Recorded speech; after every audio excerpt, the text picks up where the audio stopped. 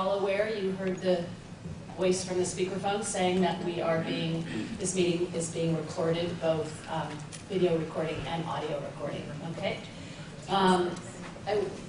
Before I call the meeting to order, I just want to explain that even though, as most of you are aware who've come before, we have always simultaneous translation at these meetings, even though it's not required to have that. We feel it's really important for our community to have it. Unfortunately, Ms. Garay, we learned late yesterday that Ms. Garay is ill, and we were unable to secure a professional simultaneous translator for the meeting today. Liz, can you just translate this portion? Hola. So, típicamente tenemos a la señora Garay que nos ayuda a traducir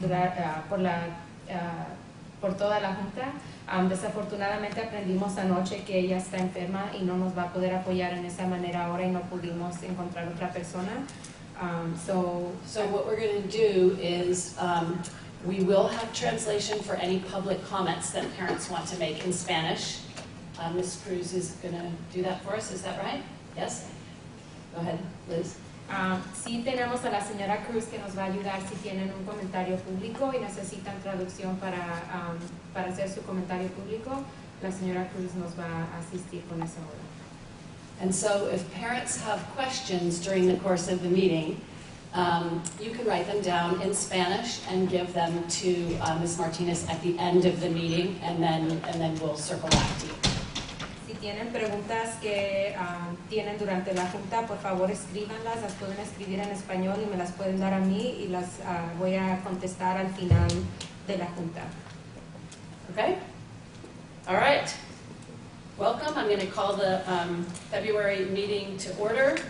I'd like to record that we have a quorum by going through a roll call. We have Barack Purcell and Margaret Watson, Maricela Navarro, myself, Esther Hugo participating here, Lila Naranjo, and Jess Laughlin participating teleconference. Jess, are you here? I am here. Thanks. Okay. And Lila, are you present? Yes, good morning, everyone. Good morning. Okay, so we have verified a quorum. I'd like to thank all the guests for coming. It's really great to see you. We are now going to move to, is there any public comment on the closed session item? No. No. Okay, so we now are going to adjourn briefly, or not briefly, for whatever amount of time it takes, into closed session to discuss confidential student discipline matter, a consideration of a potential expulsion, case number 202-0001. Okay, so we'll return in a bit. In the closed session, by a roll call vote of 6 ayes and 1 abstention, the board approved the committee's findings of fact and recommendation for expulsion regarding confidential student discipline matter, case number 202-001. Okay, public comments. Yes, you have two, Petronila Fernandez, for the general public comment.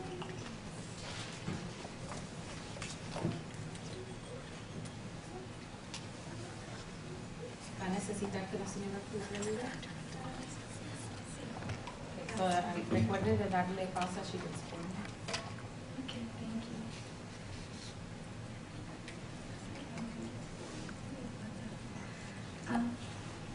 I will try in English. Okay.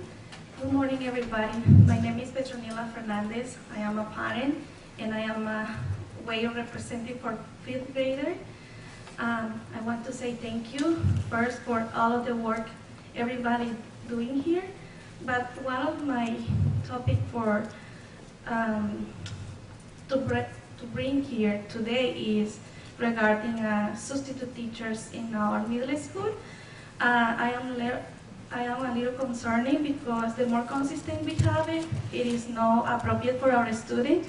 Just I want to find ways how can we work together in that way and make suggestions, because if we have a substitute teachers, they come often in different graders and it's different teacher every time we don't have the consistency, the children with them. And if we have one substitute teacher for each class, each assignment will be helpful for our students, meet each other, create bonds, and will be great. My other topic point is about LCAP. I was presenting in the LCAP. It is a wonderful information, but I think so as a parent, I want more information in advance to recap, to learn, and to discuss what is every topic for the for subsidiary student, and I want that too. My other topic is supervision in cafeteria and yard time about in recess time, both lunch and recess time. I hear, but I don't want to say in the negative way because I am here for help. But I need more consistent in supervision, create a rules, what our students expect for be prepared them, because the more we can learn each other together as a parent too, and say, this is the rule for you expect in this area, and we help our students to prepare them. And the other comment in my last one is about communication. Example, today is a board meeting. I want to be very knowledgeable and learn how about topics regarding my child education and the other students too. You had the 2 minutes because you only use English, Oh, so okay. I can give you like 30 more seconds, but then we have to stop. That's it. Thank you so much, and I hope everybody we can keep in touch too. Thank you. Thank you. Thank you.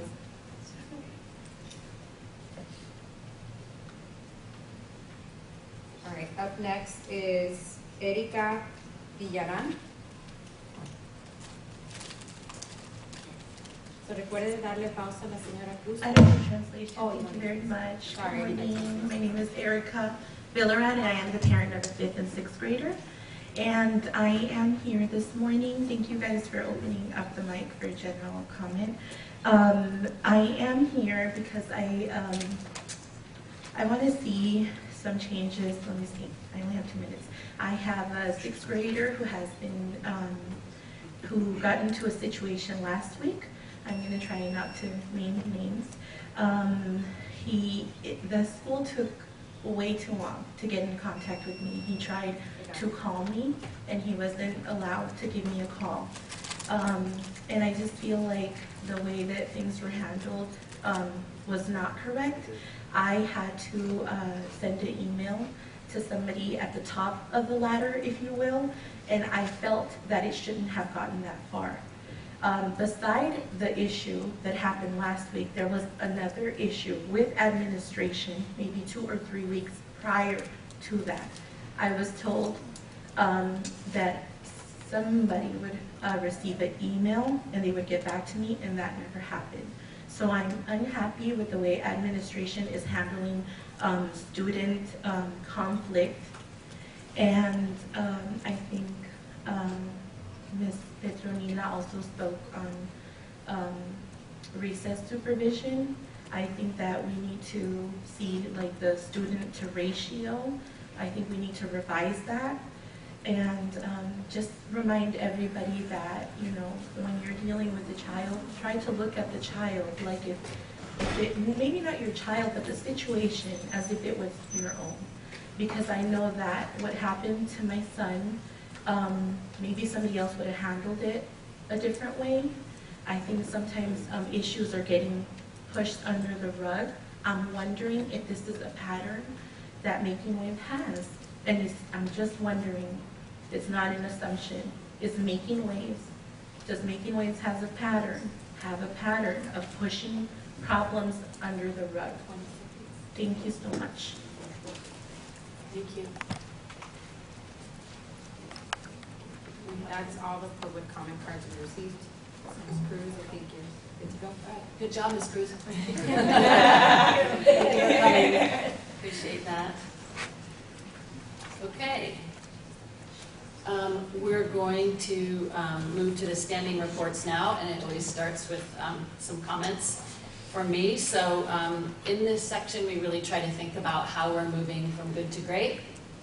compliance to excellence, those kinds of themes. And so I want to talk for a minute about Board Engagement Day. This is, we had to suspend it last year because of the campus construction, but every year we have a Board and Alumni Engagement Day where we invite board members of both MWA and the foundation that helps support us in various ways, as well as alumni from Making Waves, to visit the campus. And we have various activities for them. It's detailed in the CEO report.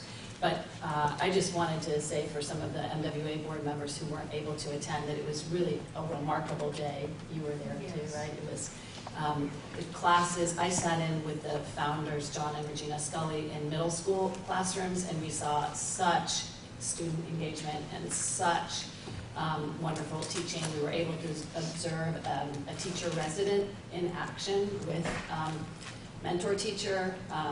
So it was really, really engaging. Gwen learned things about what Thomas Jefferson told Lewis and Clark that I never knew. So by looking at primary source materials. So that was wonderful. Great workshop on trauma-informed practices that I think Regina Scully found particularly engaging because she's very interested in trauma and how it impacts us through the rest of our lives and what kind of services we can deliver our students and families to help mitigate that.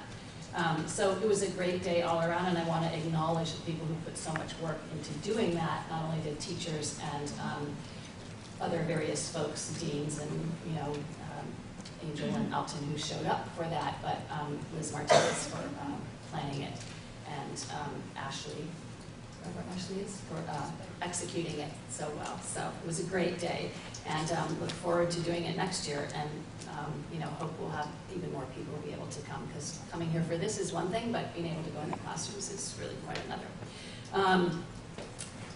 The parent forum, I just wanted to say that we have continued to hold listening sessions with parents. We had another one last month, and it was attended actually by Jess and Margaret as well. And it's just very fruitful to have these discussions in real time with parents. Some of the same parents came, we had some different parents this time, so we'll continue to do that, you know, quarterly or so. So we'll have another one in another, you know, month and a half maybe. So, and I think, you know, we take input that we get there and push it out where it needs to go, whether it be into committee work that Jess and Margaret and Lila are doing around culture and climate and diversity and inclusion, whether it goes to the curriculum committee via Esther and me to try to address parent concerns about things. So we are listening. We do hear. Oh, I have to just back up 1 minute, because the highlight of Board Engagement Day for the founders was, you're both sitting here and I forgot to say it, was the lunch with the ASB group. Where we discussed very real things of all types, and hopefully you've seen some action based on some of your comments. So we pushed that out right away too. Last, I just want to welcome and acknowledge that this is the first meeting that we have Dr. Ward Jackson in her official new role as Senior School Director. And I just want to honestly, I already see, and I think others already see, the impact she's having in stepping up to sort of take control of the direction of both sides of the school. So, all right, that's it for me. We are now going to move to a Q&A on and the associated student body report. So, Ms. Macho, are you going to introduce your team, or they're going to introduce themselves, or? They're going to introduce themselves for this portion. Okay. And so everyone remembers that as of the last meeting, we said that we were going to institute a written report from the student body at every single board meeting, just like we have a written report from the school director and the CEO and the finance team, etc. But for the first one, we thought it would be nice to have them here in person. Hi, my name is Amari Lynn Brown. I'm the Associated Student Body President. My name is Thomas Wallace. I'm the Associate Student Body Vice President. We're just going to be sharing our successes, our challenges, and some priorities that we have as ASP. So our initial successes were our first dance of the school year, our Halloween dance. We exceeded our number. Our goal was 120 people to come. We have 168 people came. Wow. Yeah, it was pretty good. We had a pep rally, and our very first pep rally, we like to build connectedness, so we all had a neon rally, and we felt like the school felt like a unified community. And then we had an inside out rally, and we had a lot of interactive games, and I think people really liked the participation and the effort that we put in to like make the theme come alive. And we also have been, like inside of ASB, we've been holding each other accountable for all of our actions to make sure that everything gets done in a methodical way. And in case you didn't know what Inside Out meant, we based it off of the Disney Pixar movie, Inside Out. And some of our challenges that we had this year, and something that we've always just been focusing on, is increasing in participation when it comes to student culture on campus, whether that's through like clubs or even athletics. We really just try to increase student participation through, like we said, pep rallies, dances. And one of our biggest challenges as an ASB member is just our time management. We're juggling schoolwork, different extracurriculars. We're all involved in all areas, like across campus. And ASB is just one of those things that we are really passionate about. We have to make sure the little time that we have, we really make it worthwhile. All right, and some of our priorities include more student participation. So we do have a smaller campus, but we still would like everybody's voices to be heard. So we needed more participation when it came to rallies, clubs, and changing the overall student culture within our waves and with other waves. And we also think we need to be a little bit more creative. We're kind of going on the same tempo, and trying things new is something that I look forward to for the next year. And also, So I think our biggest goal is just always being the bridge between students, staff, and faculty. As a student, we realize that school is more than just sitting down and watching a presentation and just learning. We really just want to make sure we bridge that gap and know that the students' voices are heard. Does anybody have any questions for us? Sure. I'd like to start. Go ahead. Do you feel you have enough funding and support for the activities you want to do? So the way we receive a lot of our funding is through different fundraisers. Our most successful fundraiser is through the dance. So we do sell dance tickets, and that's usually where we get most of our funding. But then again, that also does depend on the participation. And we usually have a pretty good turnout for our dances, and all the money that we do raise from the dances usually goes into pep rallies or different Spirit Week days too. So what are the costs associated with the Spirit Day?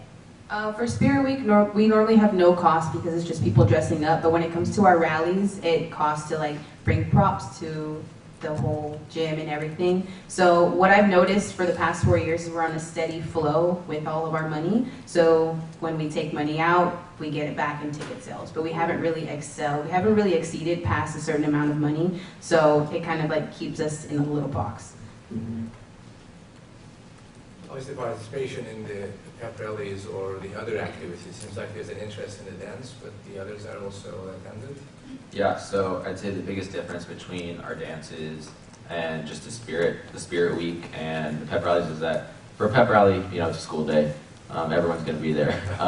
So at least for our version of participation is making sure that it's really lively and it's more than just having students sit on the bleachers and watch what's happening, but participating in games, competing, and actually doing more than what we do, and that's moving the pep rally along. We really want to hand it over to the students and entertain the rest of the student body. As for our dances are after school. So last week our first dance of this year was, it's after school. So it's from 7 to 10. And that's really where we try to tackle it and make sure students are coming to those dances. They're not required to come, but it's making sure that the way we're marketing it is the best we can and that they show up. And with the school, time, they participate, they have those activities as well, they just don't sit on the bench, or you kind of, they do participate? I feel like for our rallies, they feel like they're obligated to be there because it is a community block. You can't really leave school.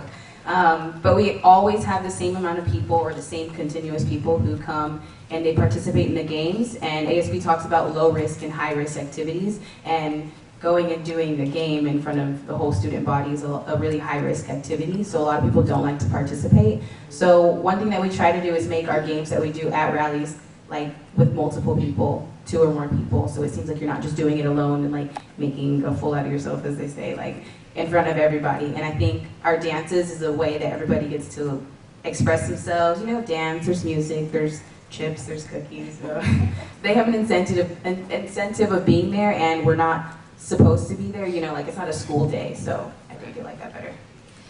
My question is, what grades are invited to those dances? So because we are the high school, the upper school ASB is our student body, only the high school is invited for these dances. The middle school, I believe they do have their separate student body, which is it's on a pause right now, so I believe it will come back. And I know from what I remember, the 8th grade had a dance. At the time, that was the best dance of my life. You're unique. Yeah. Most people don't feel that way about Miss their Mirage 8th grade remembers. dances. No, she remembered. You know, I came to the rescue and was like the DJ out of nowhere. But that's a lot different. You know, now we actually have a DJ come in, so that's usually a large part of our budget. And managing the budget is always a lot of fun. You know, are we going to buy pizza or are we going to buy 200 Capri Suns? It's just one of those things that, I know, it just comes down to what we really want to do and how we spend our money, because we have to think about if we're going to have a return on ticket sales. Lila and Jess, do you have questions? I want to make sure we make space for you too. I have a couple more questions. No questions. Great hearing about the amazing work you all are doing, as students especially. Thank you. I have a quick question around how you guys get ideas from the broader student community. I mean, you mentioned that you want to be more creative going forward. So how do you kind of build relationships with the broader student body and get ideas about what they want to do or how to improve and engage the whole body, the whole student body? That's a good question. We actually have WAVE members in our associated student body, so there's 2 WAVE representatives for each WAVE, and a lot of the time it ends up being a boy and a girl. I think all of ours are a boy and a girl this year, so it's like you guys can reach out to your different friend groups, and I think that also helps for them to be like, if people are like, oh, they're seniors, oh my God, we don't want to ask them if we could have this dance, they can easily talk to their WAVE representatives. And we also use 5-Star. We used to use 5-Star last year for surveys for dances. So it's just an app where you can just, if you have suggestions, we're like, what do you guys want to see in the next rally? And people are like, oh my God, let's play a game where we act like an animal, Yeah. Things like that. So we try to use 5-Star, but it wasn't really that responsive. We also have like our WAVE reps, they play a big part in it. Okay. So I just, at this point, want to acknowledge that we're sort of bleeding together with the Mission Connection piece, which is about the Associated Student Body. So I want to just invite the other student body reps up so we can sort of continue with our Q&A on some of these. So come on up, and if you can feel free to answer too, along with your colleagues. So my question is, given some of the things that we talked about at the lunch, and you guys were all at the lunch, we talked about some serious topics too.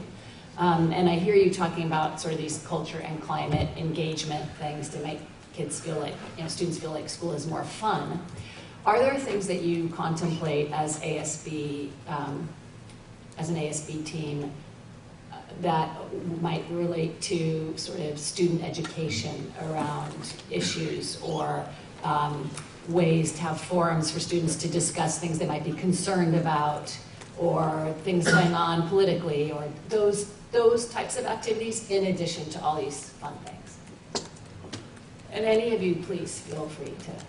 I feel like our students see us as leaders, so if our students feel like they need something to be said, they won't say it, but they will say something to us, and it won't be like, Amari, like, I have a problem, but it'd be like, kind of like a little sneak, or like, I seen this, but I don't know what we can do to change that. And it just takes the strong leaders that we are to realize that there's a problem in our community and we need to fix it. So a few years back, we had a whole bunch of gun shootings in different high schools, and it took one ASB member not connected to ASB at all to say, instead of walking off of campus like people did when we had an election for the presidency, let's go into our NPR and let's talk about it.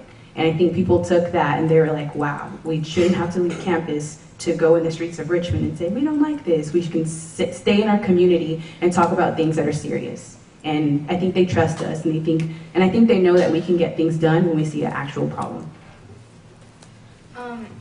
Another thing. Introduce yourself, would you please? Hi, my name is Lisbeth, and I'm the 19th grade rep.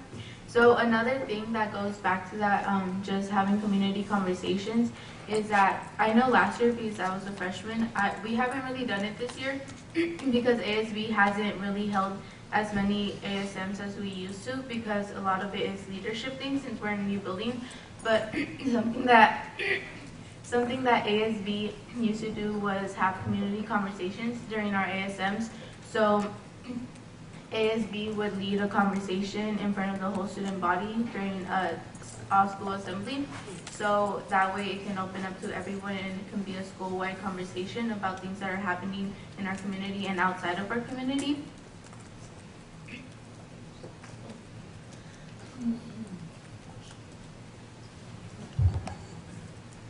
So as the school has gotten bigger, the campus has gotten bigger, one of the things that has been brought to my attention is some of the vandalism that's occurred on campus. I know that some students have taken action to tell leaders about it and try to address it. Has it come to your attention about some of the vandalism, or a sense of the community feeling different because it's so much bigger now? And how do you guys feel about how to help address those two things, the culture and the vandalism? Well, I think we definitely do witness the vandalism. When I walk into a bathroom and I realize that there aren't stalls within the urinals, that's hard to miss. I think that as a student leader, it's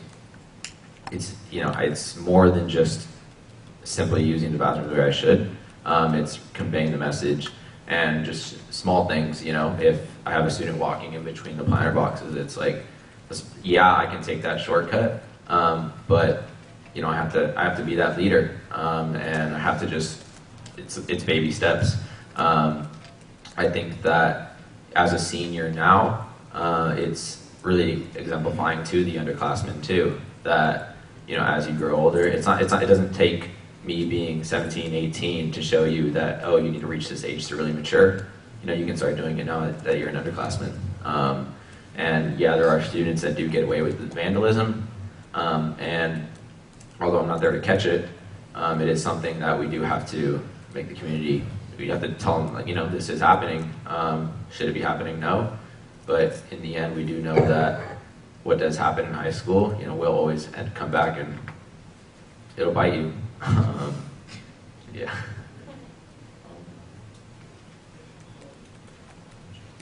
Hello, I'm Ronald, and I'm the 18th wave representative for ASB. And again, just as Memo has said, we all do witness the vandalism at the school. We all experience it. Again, the stalls that are missing from the bathrooms, and also like people walking through the landscaping. It's as ASB, we have taken steps to hopefully stop that by leading by example. We haven't been quiet on walking through the landscaping. We have been also enforcing that when we can and when we are able to. So we have taken steps to help stop that. One more thing that I wanted to add was, I think just like that we influence everyone else. So when I do see things happen, I'm like, why would you do that? Like, it doesn't make any sense. How old are you? Like, come on, we gotta grow up sometime soon. But one thing that I noticed in the girls' bathroom, actually in this building, was somebody who wasn't an ASB member, it's still anonymous, wrote a little note and she put it in the bathroom, and it was like, people's parents have to clean these bathrooms, show some respect. And I think it spoke a lot of volume to me, because it wasn't an ASB member who did it, and I still don't know who did it, but I don't think anybody in ASB did it. But just for them to be like, an ASB member doesn't have to do this for it to make a change. And since I seen that in that bathroom, people have been cleaning up after themselves, and nobody's been doing anything that's like disrespectful or inappropriate. Wow, other questions? Does ASB, do you as officers oversee all the other student clubs? Is that how the organizational structure is? Yes, no, we don't oversee any of the other clubs. ASB is its own club. Okay. We just have, a larger responsibility by, setting up all these different events. Each club, like I'm the president of the senior committee, so I'm also in charge of fundraising for senior activities. Amari is the vice president of the senior committee. So we kind of switched there. But because we are so involved within the community, it is, involved in so many different clubs, athletics. We do definitely have, we do make our impact, and people, even on the soccer team, they're just like, hey, what if we wanted to do this during the ASM? It's just like, all right, well, I can do that for you. Or if they're talking about senior committee, if we need to like promote something, then I can promote something about senior committee during the announcements. Everyone on ASB is on another club or in some sort of other organization on campus. So it does feel good to be able to voice students' opinions and what they really need. So yeah, I hope that makes sense. Do you, as ASB, do you have the same advisory altogether so that you are doing some sort of thing in that period as well, or not? So speaking on that, we unfortunately don't, but what ends up happening is usually we meet on Mondays after school, Okay. and we also meet during lunches, Wednesday lunch more specifically, and we have that time to plan the ASMs, to plan rallies or the dances, and we only have about an hour and a half for the whole week to plan all these activities, and we have time. And because it's a club, it's separate from advisory or like a different classes. Got it. Other questions? Yes, the ASB did prepare some comments that they wanted to share with the board. We came into this conversation organically, but we have some questions relative to vision and inspiration. So if there's any of the questions that you all came up with that you'd like to share with the board around what you're looking forward to next semester, your vision for the incoming year, resources and such. Yeah, exactly. If things haven't been covered, please share whatever you'd like to share. And please introduce yourselves, Casey. Hello, my name is Yasser Al-Kaheli and I'm the ASB treasurer. And one thing I'm looking forward to for next semester is trying to inspire the younger kids to go for ASB. Because when I was a freshman, I was inspired to join ASB and it's just been great. And a lot of people are complaining about like what they want for Spirit Week days and pep rallies. And it'd just be like great to get their input, but like in a more direct way. Hello, my name is Armando Ramirez, and I'm a wave representative for the 19th wave. And one thing I'm trying to look forward to for the future of ASB is I want to make it so that the students have a voice too, because like us wave representatives, we're just like one person, so like most of our ideas come from us. But I want to get like more of the student body's ideas and perspective on things. Like, let's say for a game, like I'd be hearing a lot of like good ideas from like my friends and my students, and I would really like to see like instead of me like saying that we could like make a survey or we can put a box or something, and they can put their ideas and stuff like that, and like we can open the box and see all these students want to do this and this and this, and I feel like that would be a really good idea because if the students feel like they're more involved in it, then they'll want to be more participation in the rallies, dances, and stuff like that. So. I think one of like the most important questions that, or just one of the biggest topics that we talked about with Ms. Ward Jackson during our conversation was if there are any other resources that we think ASB needs. And you know, when that comes to mind, we think about, oh, money, or oh, do we need, you know, a new speaker for the pep rally? I don't know. We were really thinking about the support. We really want to make sure that our voice is heard and to know that if we go to Ms. Macho, our advisor, and say, hey, are we able to do this? And she hears it from up top, oh, it's just a direct no, and we're just told no, you know, it really limits our creativity. When we want to come up with an idea, or we want to say like, hey, we want to do this during the pep rally, and we're like, actually, they might just say no, then we're just like, oh, we might as well not even try, we may not even ask. And something that I think we really, really would benefit from it, and I'm a senior now, so I have, you know, less than a semester here, but for the future, for my siblings that are gonna, you know, hopefully run for ASB, is having more than an hour and a half a week to really plan all this stuff. We noticed that other schools in the area, all of the other members that I know that are in their student bodies at other high schools in the area, they have so much more time, and we can tell that, you know, their pep rallies that we see on social media and stuff, it's like, there's a pretty big difference compared to our pep rallies. And we would really want to present that to the student body and make sure, like I said earlier, the high school is a lot more than just opening a book, or like we do now, opening our Chromebook. Yeah, and at a lot of high schools, ASB is an actual elective. Yeah. Leadership class. Yeah, leadership class. Yeah.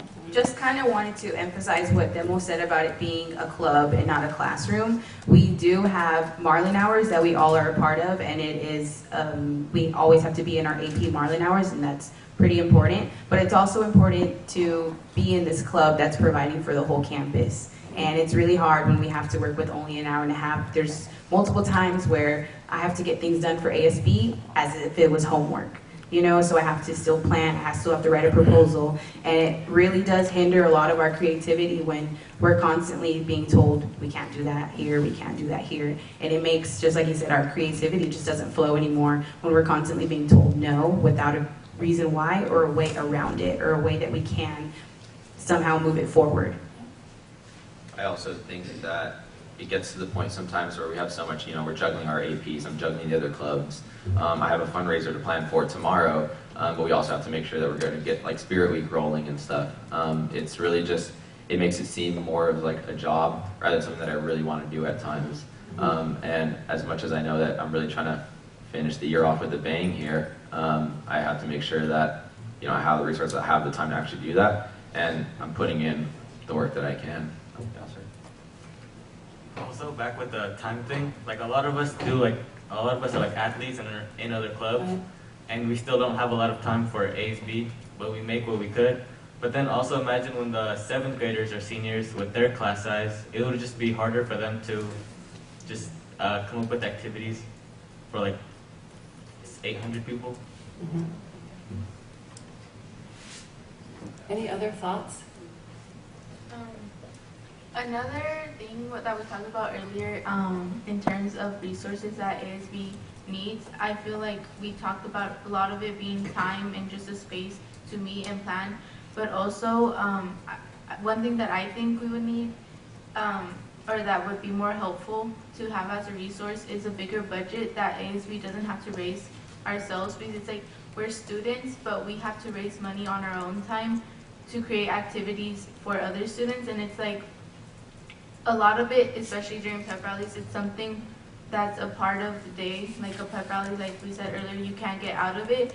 So we have to make money to run these pep rallies. We have to make the money to spend it, and it's like students are basically paying for that time because we get that money from the students when they buy their dance tickets. So I feel like just having a budget that ASB gets yearly, or Yeah, no, that actually makes a lot of sense. Yeah. Take that to the budget. I would also like to add that, I don't think because of all these different obstacles that are in our way, it definitely isn't stopping us. We're definitely moving forward. As you can see, we're all still here, we're all still planning pep rallies and the Spirit Week. But I just think it's about how much more we can do. And yeah, fundraising and having 2 fundraisers a year, it really does teach us how we're going to be able to attract this audience and stuff. Like last year I was the marketing coordinator, and I really had to make sure I got everyone on board, whether that was making sure everybody on ASB posted something on social media, posted that flyer on social media. In the end, it's just really capturing our entire student body. And I think the dance is more than just hopping on the dance floor, it's seeing everybody actually there to see that we actually have that community, one of our core values. Really want to thank you all so much for not just being here today, but also all the work that you're doing all the time and how you're fitting this into your busy lives. I think you'll be hearing from Lila Naranjo and Margaret Watson, who are the Culture and Climate Subcommittee folks of the board, because this is really important work you're doing, and the board recognizes that. So thank you all so much, and thank you to your advisor too. Yeah, this wouldn't have been done without Ms. Macho. So I want to make sure we applaud her. Thank you all very much. Thank you. Thank you.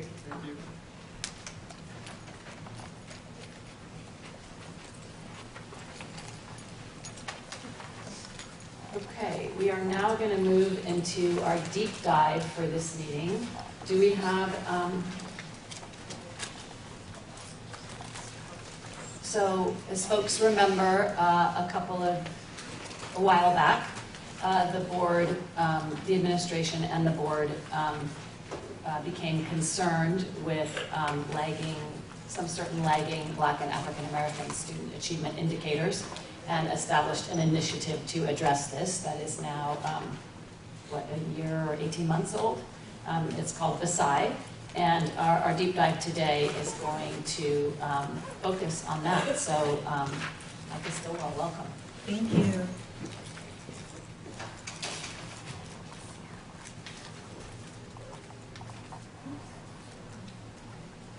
Okay, good morning. My name is Micah Stillwell. I am the Middle School Intervention Services Coordinator and the Academy-wide BSI lead. I'm really excited to have the opportunity to spend about the next 15 minutes doing a BSI deep dive with the board.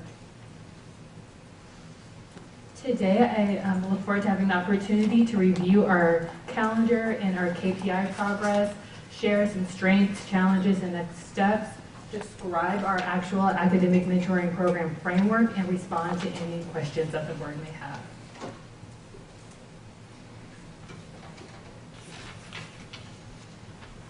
The Black African American Student Achievement Initiative is a subset of our Academic Intervention Services framework and is evaluated by our AIS committee. We know through research and just our own practice that the most effective interventions are those that are integrated in our daily approach to teaching and learning. On the behalf of the BSI committee, I ask you to consider the following. What recommendations do you have for seamlessly integrating BSI's goals and KPIs into the MWA core programming and practices? Before we really start talking about the initiative, I thought it was important that the board realize where our Black African American students are situated at the academy. As you can see, 2/3 of them are middle schoolers.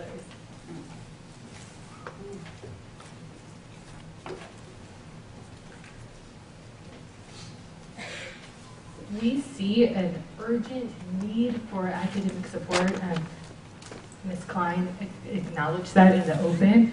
When we're looking at the academic achievement of our students, we're taking into consideration just a few data points, and we're evaluating them pretty consistently.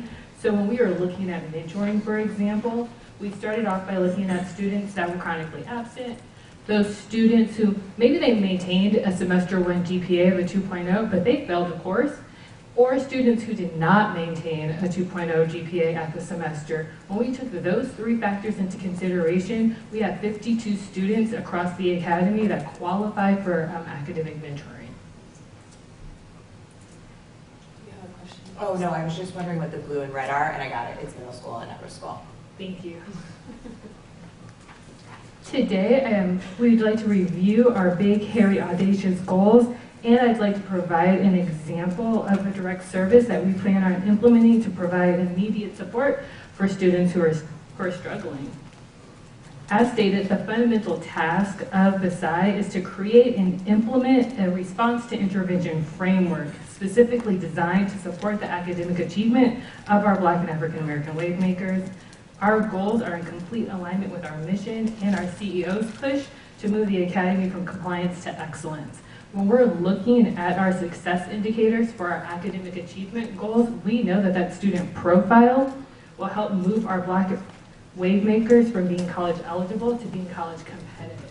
And when we're thinking about the work that our dynamic college and career services program does, when we compare those two together, we know that our kids will have a really wide pathway as they go out into the world to achieve their own life dreams. When we look at our culture and climate goals, we're acknowledging that academic elements aren't like teaching and learning does not happen in a vacuum. And the culture and climate in which children are engaging in their instruction directly impacts their ability to fully engage and participate and show their brilliance. So the BSI initiative, we're constantly grappling with, do our kids feel a sense of inclusion in the classroom and in their curriculum? And or are they seeking kinship in the courtyard, in the quad, and outside of our learning spaces?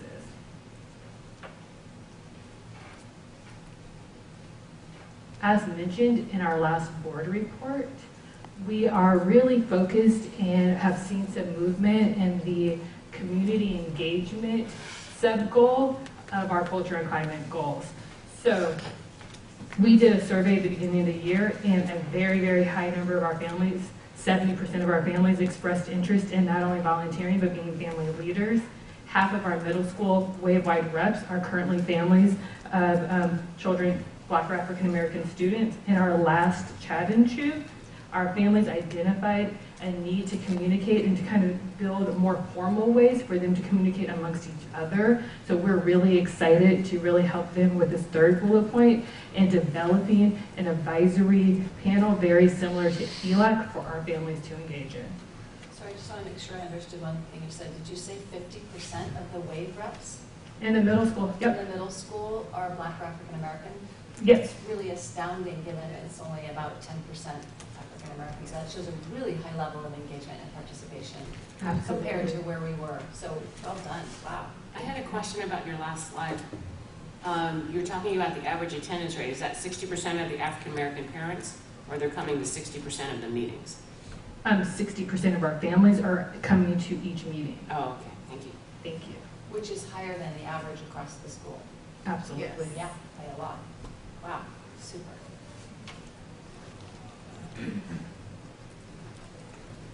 When we're looking at our academic achievement goals, at the end of the second quarter, the Versailles Committee, we conducted our own data deep dive for our students. We looked at the GPAs, the actual grade each student received. We went into the grade books, we looked at, are they turning in their homework? We're looking at assessment data. And we realized that even though our overall GPA in the middle school is a 2.25, our overall GPA in the upper school is a 2.45, we have progress to make, we have work to do. What we saw when we actually looked at our individual students was a reverse bell curve. So we have students who are either really, really struggling or absolutely excelling. And we're really thankful that we have the opportunity to respond to both. So launching the academic mentoring allows us to provide immediate intervention to support those kids who are struggling. And we have a calendar of upcoming awards and acknowledgments, both internally and within the community, to really highlight and celebrate those children who are excelling academically. So this reverse, would you prefer we don't interrupt you and wait till the end, or is it okay to talk about the slides? Absolutely okay. I want to respect how you want to do it. I just keep getting distracted by the speaker. Okay. So this reverse bell curve is something we have seen for quite a long time in the Black and African American community here. Are you seeing any evidence that some of the some aspects of the initiative are working to change that picture? I am very confident through the work of our middle school intervention program that when we launch our academic mentoring, that we are going to see some very significant gains and growth because of the work that we've seen with students receiving Tier 3 services that have received that individualized, really targeted support from a mentor.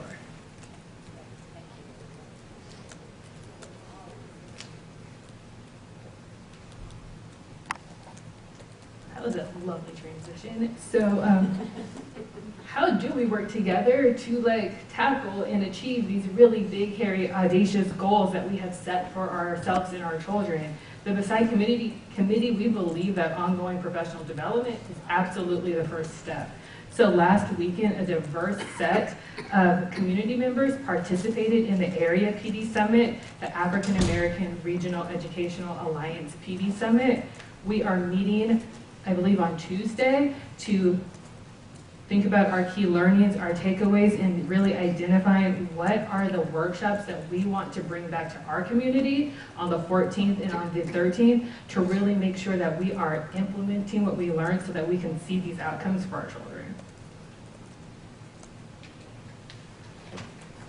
And then, as stated, we are hosting and participating in a variety of family engagement opportunities that allow us to both deepen the sense and feeling of community amongst our families and to spotlight our student accomplishments and their brilliance. So I know that I have a few minutes, and I'd like to move from the big picture to a really concrete, granular example of the work that Versailles is doing to supporting our students. So we are launching a pilot for academic mentoring this semester. The first criteria that we looked at was semester 1 GPAs. Then we looked at course failure. So maybe you have a 2.0, but if you failed a course, we wanted to make sure we're still providing supports for you. And then students who are chronically absent were also a part of one of the other 2 categories. So we have 16 students in the upper school, 36 students in the middle school. We have decided to prioritize our pilot with our upper school students. We currently have 15 community members that are going to be mentors. They're a range of folks, so we have teachers, school leaders, and directors that are going to help provide services for our students. What will we talk about during these sessions? Mentors will meet with their mentees twice a week. We will track the progress that students are making. So they'll open up their Chromebooks, they'll go onto PowerSchool, look at, are you turning in your work? How are you asking for support? Did you retake that quiz that you have the opportunity to retake? What are you proud of? What are you working to improve, and how can I help you? The components of our academic mentoring program are essentially the same things that we do in the middle school with our intervention services program. It's strengths-based. The root of it is helping children actualize and understand how their current academic performance is going to help them achieve their life dreams. And we are really engaging in helping children set individual goals and monitor their progression toward their goals. Now, the individual goal setting part is interesting because most children are like, I want to have a 4.0, and we're really trying to help them understand the habits that they have to put in place and the practices that they need to establish to help them on their way toward that goal. And then the strength-based model, when mentors reach out to families, we always start our conversations with we want to support your child's brilliance, and what are you really proud of? How do they show up at home? Can you give us an example of a way that they just kind of inspire you? And building those relationships that ways with families is powerful.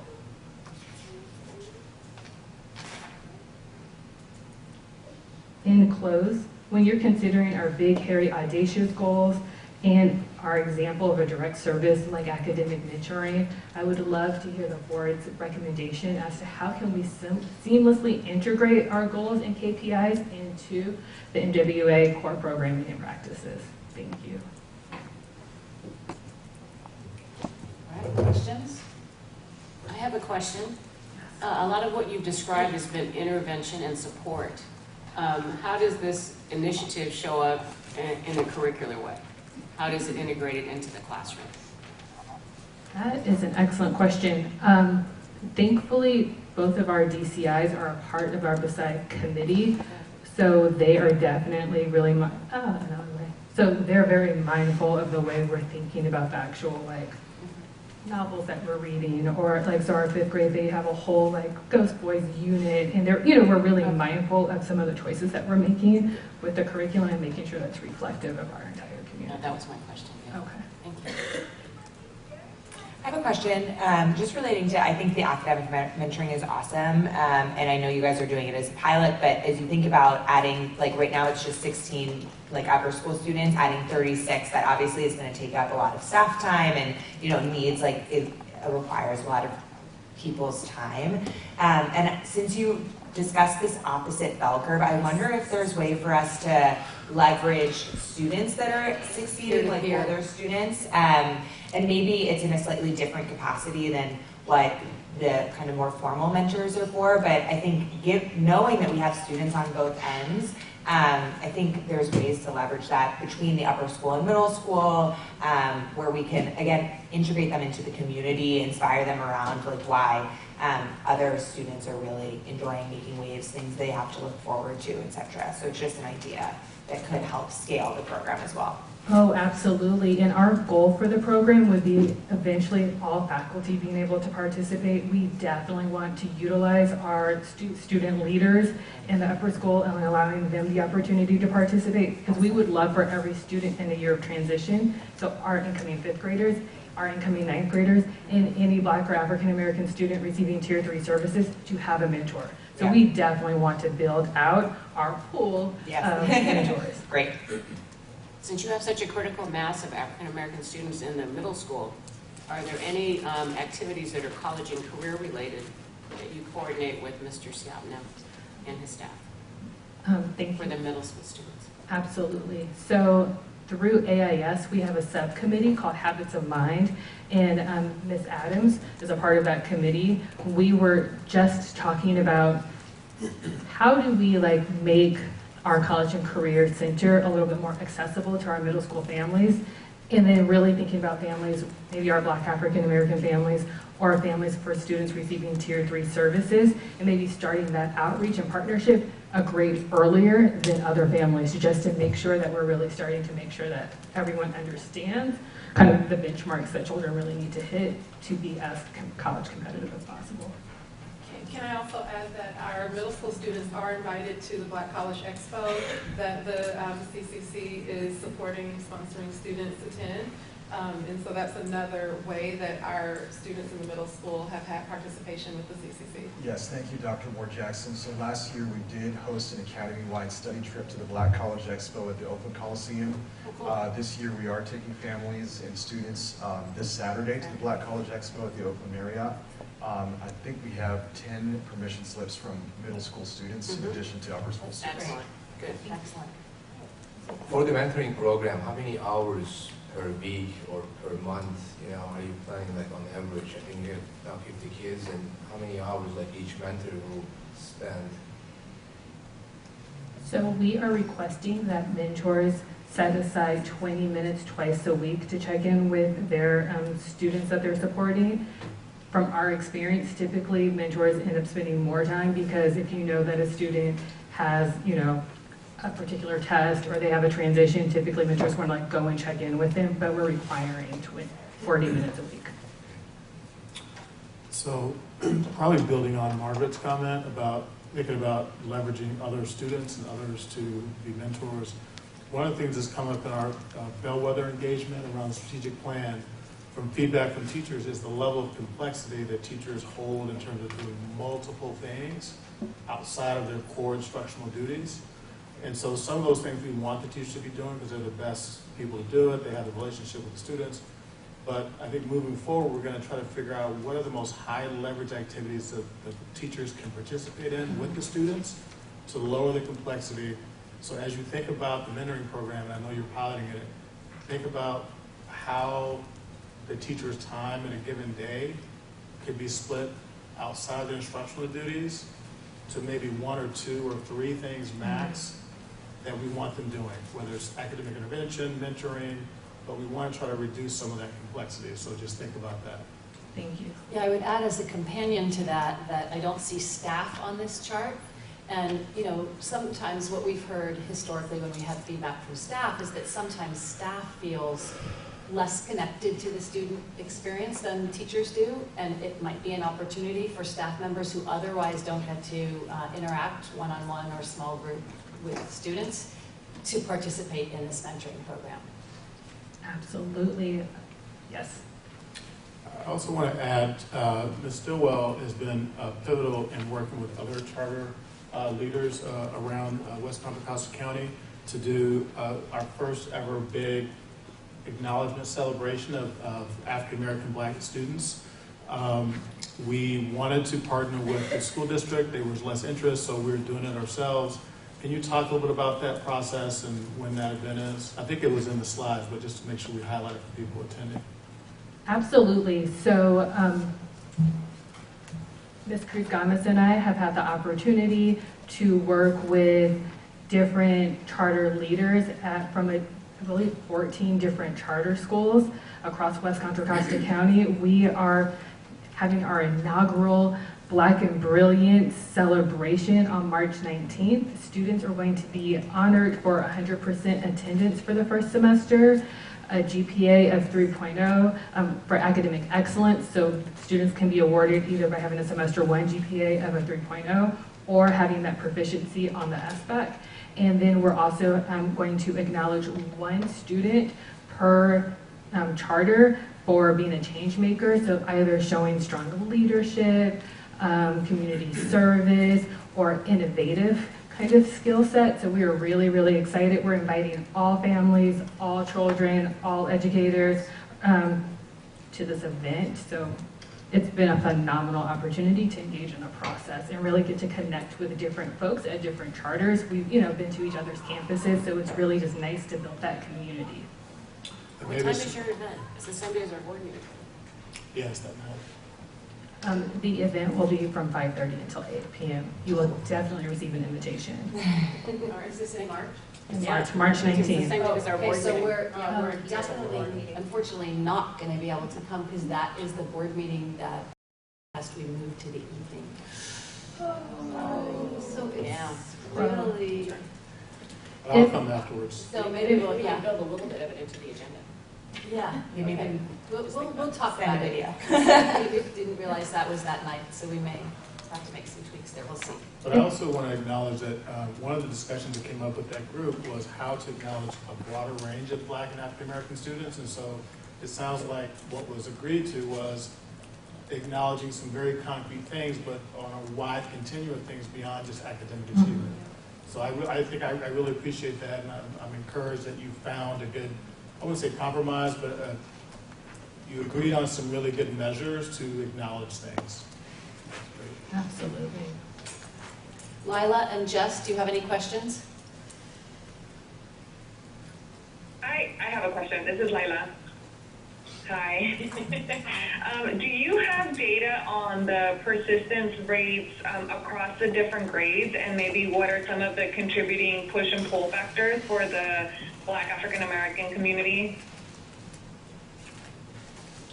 Lila, can you be more specific about persistence through our school or persistence in college?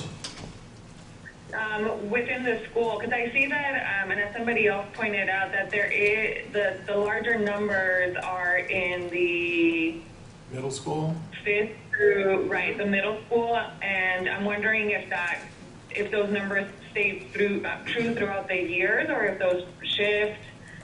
That's Lila. That's because of the larger cohort size in the middle school, right? We shifted from 100 to 112, and now to 168. So Thank you. 5th, 6th, and 7th grade are at 168, not 112. I think also through some intentional student recruiting. We've had a student recruiter for the last 3 years, 2 or 3 years, so it's also been through some intentional recruiting. Yes, he Thank you for that works to clarification. build awareness of the opportunity of making waves in the Black and African American community in Richmond, San Pablo, Rodeo, etc. Okay, any other questions? What's the movie for Black History Month? Black Panther. Thank you so much for your excellent work and a really nice presentation. Thank you. Thank you. Okay. Right, so next we're going to have a presentation from the Senior School Director and the CEO, and they're going to provide sort of a general overview of plans for the current and upcoming school year.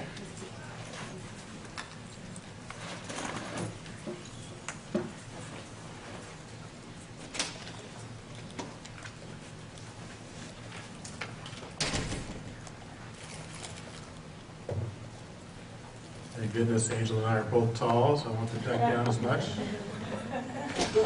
So I'm going to very quickly introduce Dr. Ward Jackson, review a couple of slides, and then I'm going to let her take the remainder of the time to really talk about her launch plan. So we're excited to have Dr. Ward Jackson take on this role of Senior School Director to bring some alignment across the whole school.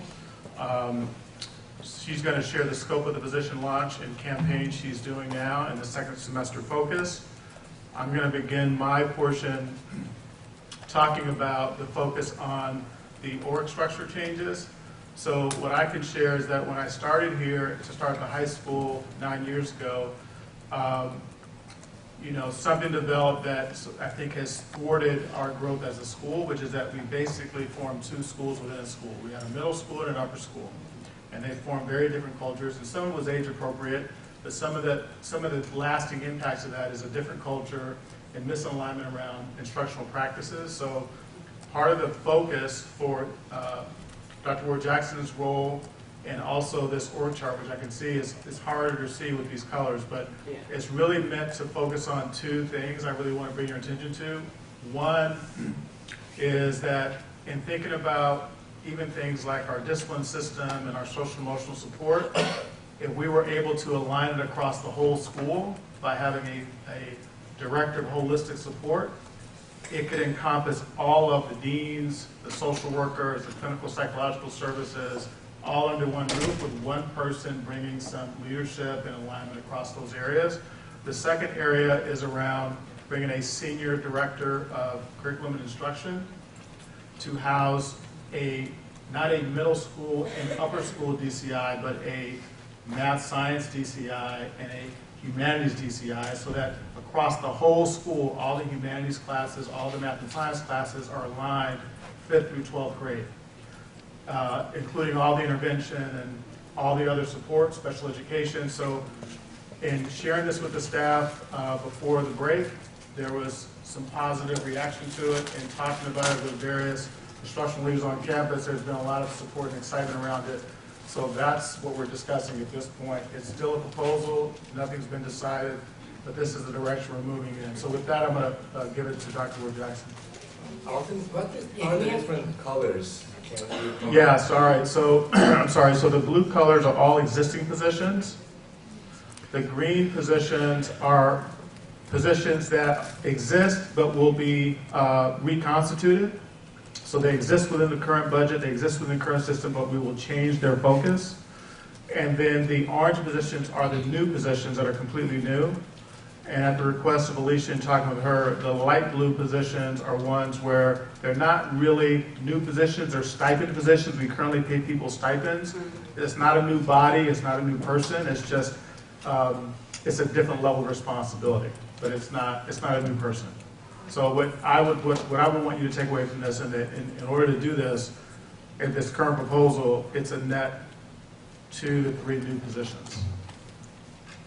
I have another question, Alton. So, totally understand, I know we've been focusing on a one school shift, but I'm curious what processes and what alignment will still happen at the middle school versus upper, like, will we still be using that distinction at all? Like, I know we won't have people, but we heard actually in a teacher meeting that, like, you know, grade level, like these opportunities for grade level teams to come together across multiple subjects is still really important. And as we've shifted towards like instructional excellence, we may have lost some of that, particularly with moving classrooms and such. So I'm just wondering how we maintain like close connection at all of these grade levels and with the teachers and stuff within that, even if it's not necessarily reflected on the org chart. Does that make sense?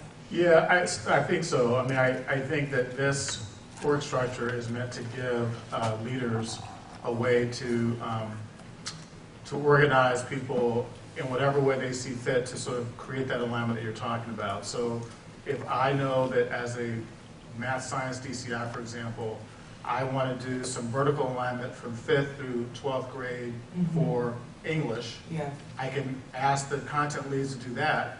I can also say, but every third Friday, I want just the math teachers to get together across the school to talk about math, right? So, and then I want certain grade levels vertically aligned to be, you know, 12th grade to have this focus, 8th grade to have this focus, but it's a way to make sure that there's freedom and flexibility to combine people however they need to focus on alignment. Okay.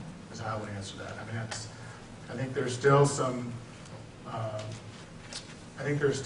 organization to be done in terms of what that looks like exactly, but I think the barrier right now is that it feels like there's two distinct ways we're looking at the kids, and I think partly that's just to break down that barrier because it's an artificial barrier.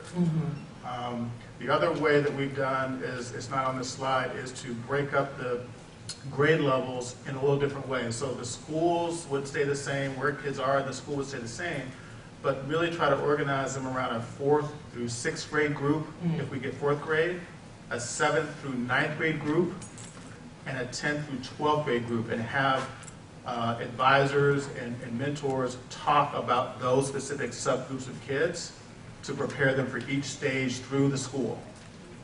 Okay, yeah, that makes sense. I had one last question, and I forgot it, so I'll come back. I have a question. This is a real radical change from the way we've been thinking.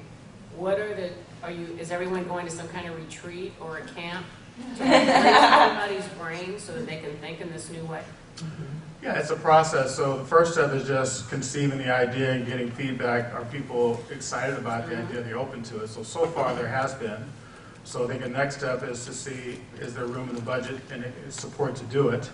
And I think through this spring is intentionally building some discussion around how would we go about doing this? Because this wouldn't launch until next school year. Okay. So we've still got a few months to do that. It is a major change management shift, but it could be painful initially, but I think what I'm seeing, what I have seen is that the back end of this is what we're looking for, which is better, more clearly articulated and aligned culture for student instruction.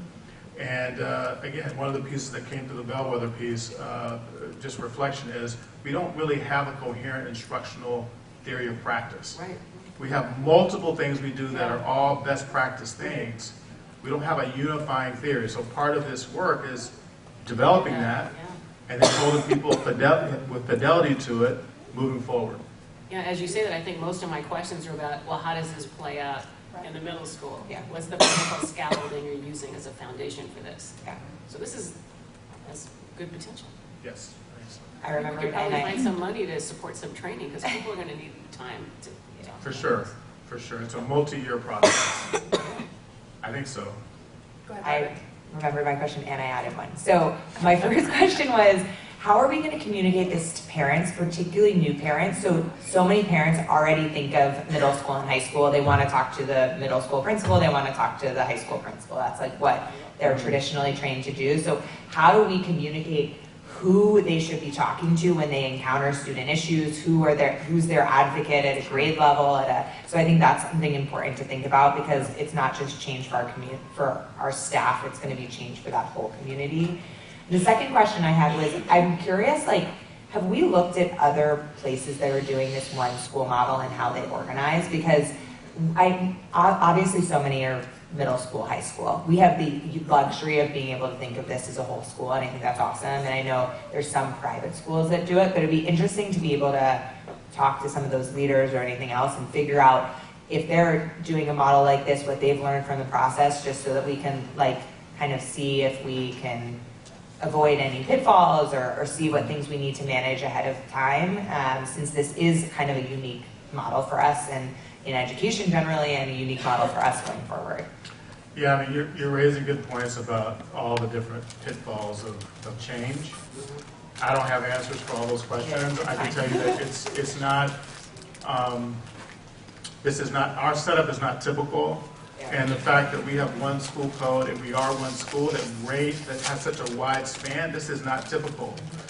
And the main thing I'm trying to guard against is that in the past where we had multiple leaders with not one strong school leader, then instructional practice is negotiated, culture is negotiated.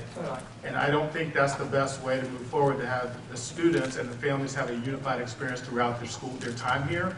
Because no matter how we think about the divisions of the school, still Make Wins Academy. The results show up as Make Wins Academy. So people are expecting that if you start here in 5th grade or 4th grade, that by a certain grade you're doing better.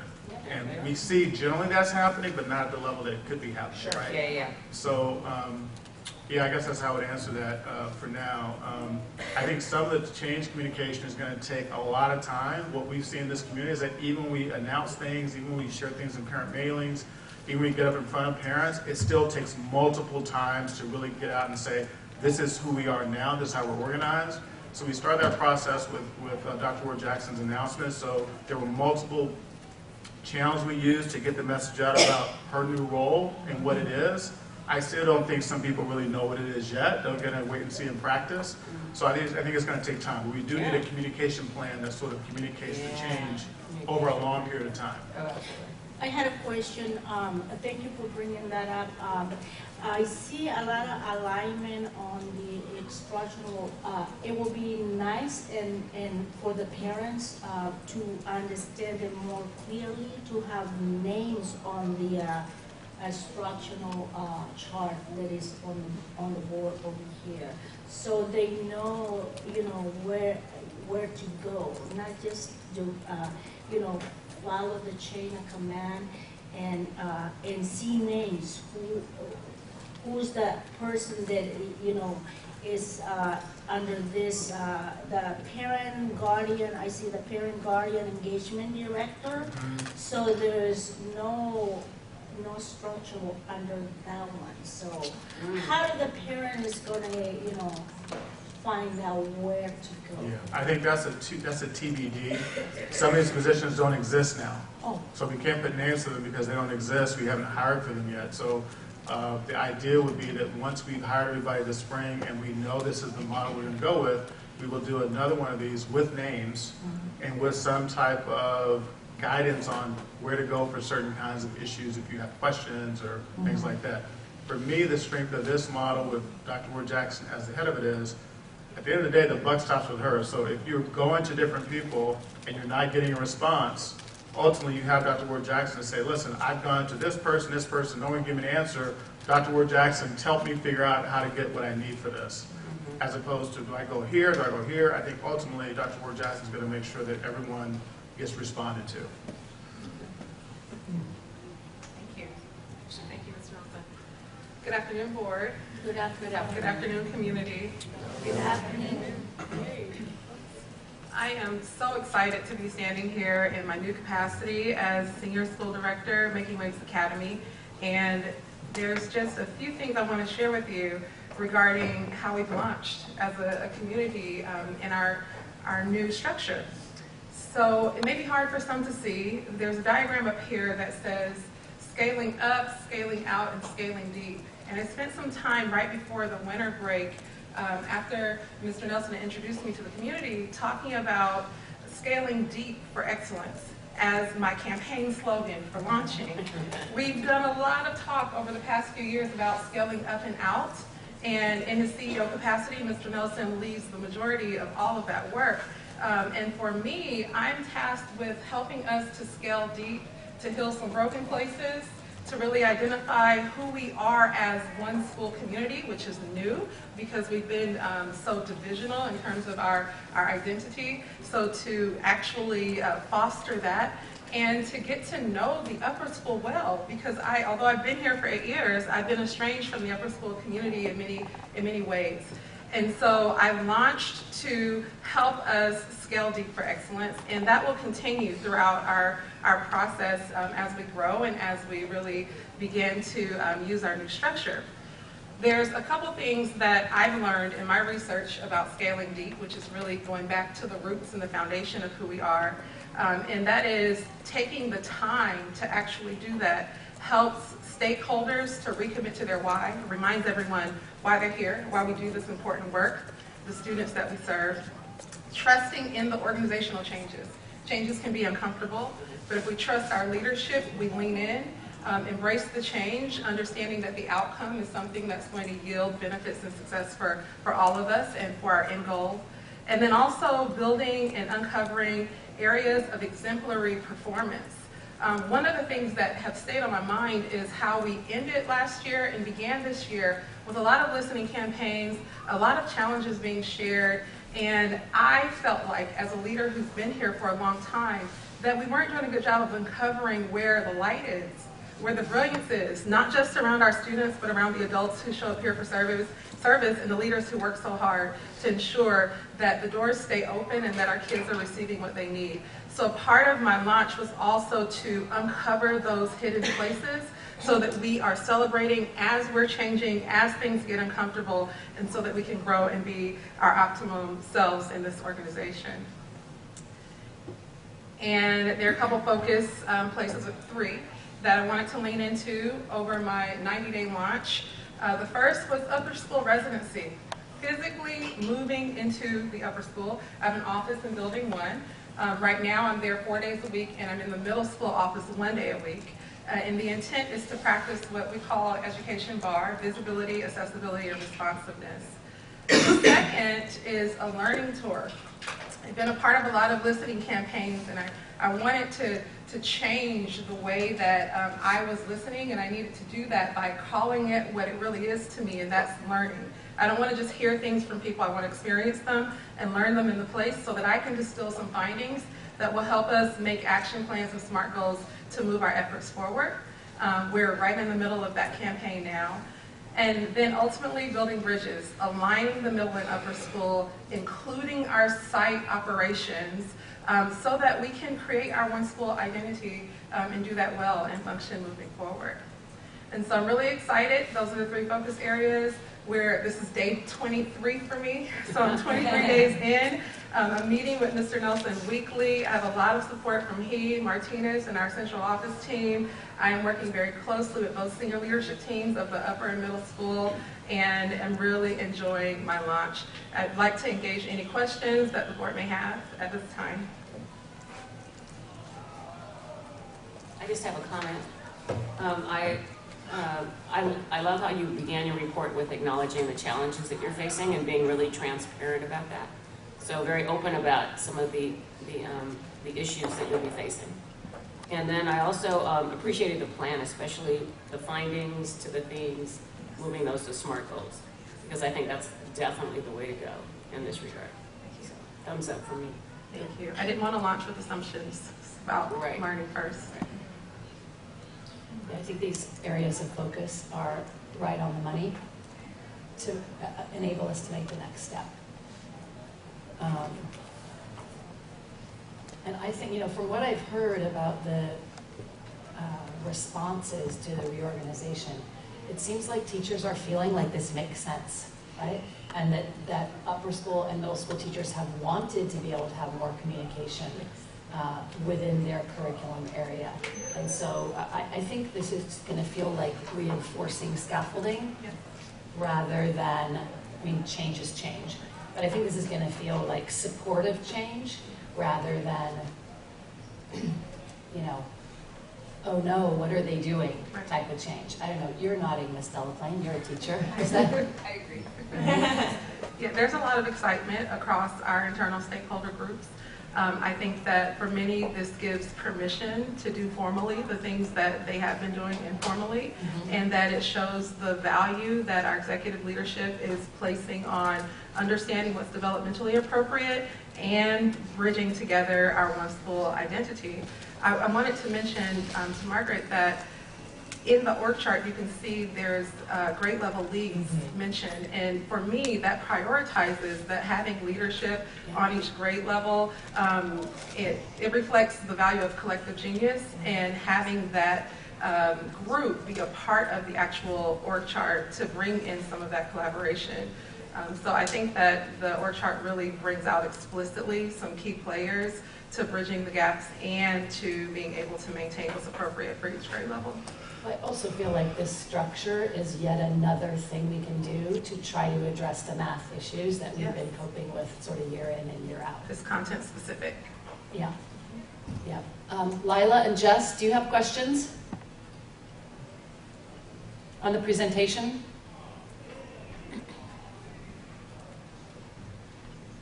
Nope. No question. Okay. Oh. Right, do you have a question? Do you have a question, Rob? No, I don't have a question, but I'm curious to see how this middle versus high school, I guess, separation will somehow be eliminated and, I guess, get together, because that might be a lot of work for Dr. Jackson to get the responsibility for both schools and being two directors at once. That's why I kind of agree with Margaret that I guess he's going to communicate, certain issues, etc. Right. But I see that they're grade level representatives, so I think I guess we will see how that goes. Are you going to get any additional staff to help you with maybe some of the things that you are already doing, so that you can maybe focus more on this whole integration and the plan, rather than, I guess, doing the maybe detailed work every day? So when the org chart is fully implemented, as we do it, Dr. Jackson will have 6 direct reports. so that she really can focus on the big picture of how the school is doing, and that really the DCI, the Senior Director of Instruction and those people are really the leaders who are in charge of implementing Dr. Ward Jackson's plan along with their own ideas of how to execute it. But what I've seen as a material weakness is that when you're having to be the senior leader and you're having to do a lot of the implementation and execution, then you're not going to be as responsive, because you're trying to hold two things that inherently, by definition, are just really hard to do both those things well. So this is supposed to maximize her time to be able to organize herself that way and see the big picture and use those other roles to really do the implementation and the responsiveness and the planning and the working with people. That makes sense. So the timeline for I guess filling these positions is like end of the year or beginning of next school year? By the beginning of next school year. Okay. I'll just add that something that's been very helpful for me, and I think brilliant for the process, is bringing me on in this capacity this year while we still have the associate director role of the middle school, so that as I integrate and begin to conceptualize everything and make my plans, I have someone who's a longstanding leader in the community supporting me heavily in the upper school, and that is Ms. Cruz Gomez, and that's been very helpful. And so as we go into the new org chart, I'm really excited about the senior DCI role, which is an instructional leader, and having a leader in the holistic role. I think the way that it's organized is suited to really support having a senior school director. Thanks. Yeah, I mean, one of the things that I think is good about it is before we struggled a little bit with, they were two different schools, as you both have described. And yet, they were basically one campus. So the kids didn't feel like they were ever going someplace different. And now, it feels like they're someplace different. And so from a student perspective, they're moving up here and they're in this zone. And the middle school students are kind of far away. And yet, we can do this thing in the background that is aligning and strengthening who we are as a community, what our values are, what our instructional philosophy are, what our alignment is across grades through subject areas. So I'm really excited about this. That's a good way to think about it too, that the facade is still going to have a middle school and upper school. They still will be separated, but the operating system will integrate everybody. That's the idea. Right. All right. Thank you so much, both, and thanks for the excellent work in signing this out. Thank you. Okay. All right, now we're moving on to the Q&A section of the written reports. So I think, Esther, you made some initial reports from, let's start with the senior school director report. Anybody have comments or questions on that?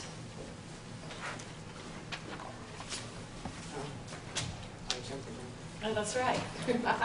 My comments were the same as yours. I really appreciated the candor around the challenges, and I really appreciated the examples of what scaling deep looks like. It's like I had written in that paragraph, what are examples of scaling deep? And then I went to the next paragraph, and there they were. So I was like, okay. Anybody else have questions on that report? All right, the next section there is the trauma-informed practices report. Any questions or comments there? I can start with that. This group that prepared this is the same group that did the workshop for the board, and it was absolutely incredible.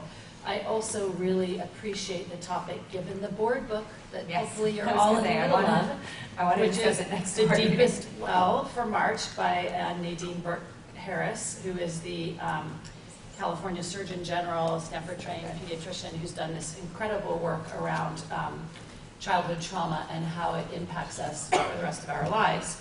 So this is just just the perfect theme.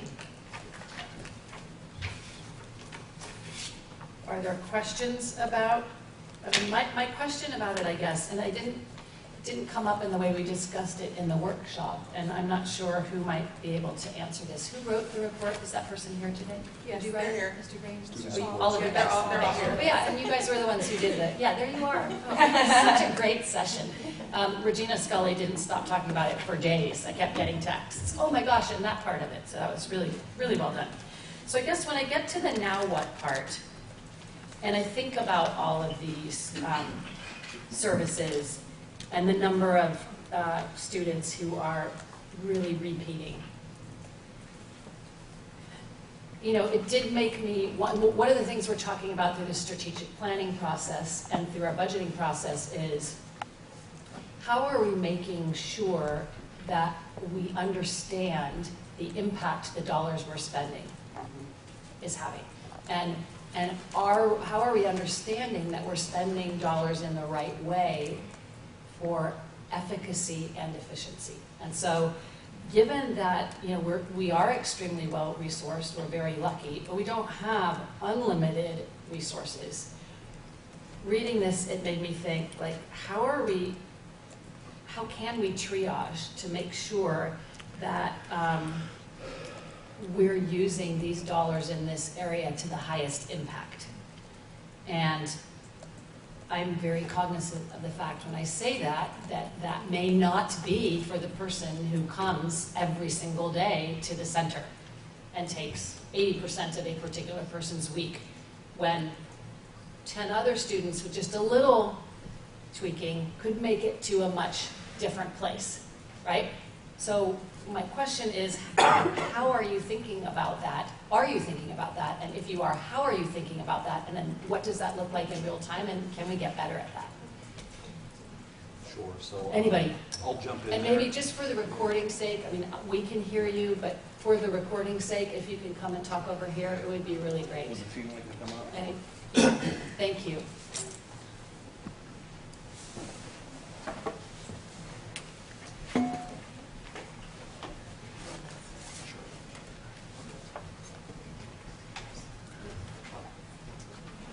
Thank you, President Klein. Good afternoon, board. So the first thing that comes to mind from my perspective is moving towards a standard-based perspective. So, you know, I see a lot of promise in the move towards central management over the student support services team.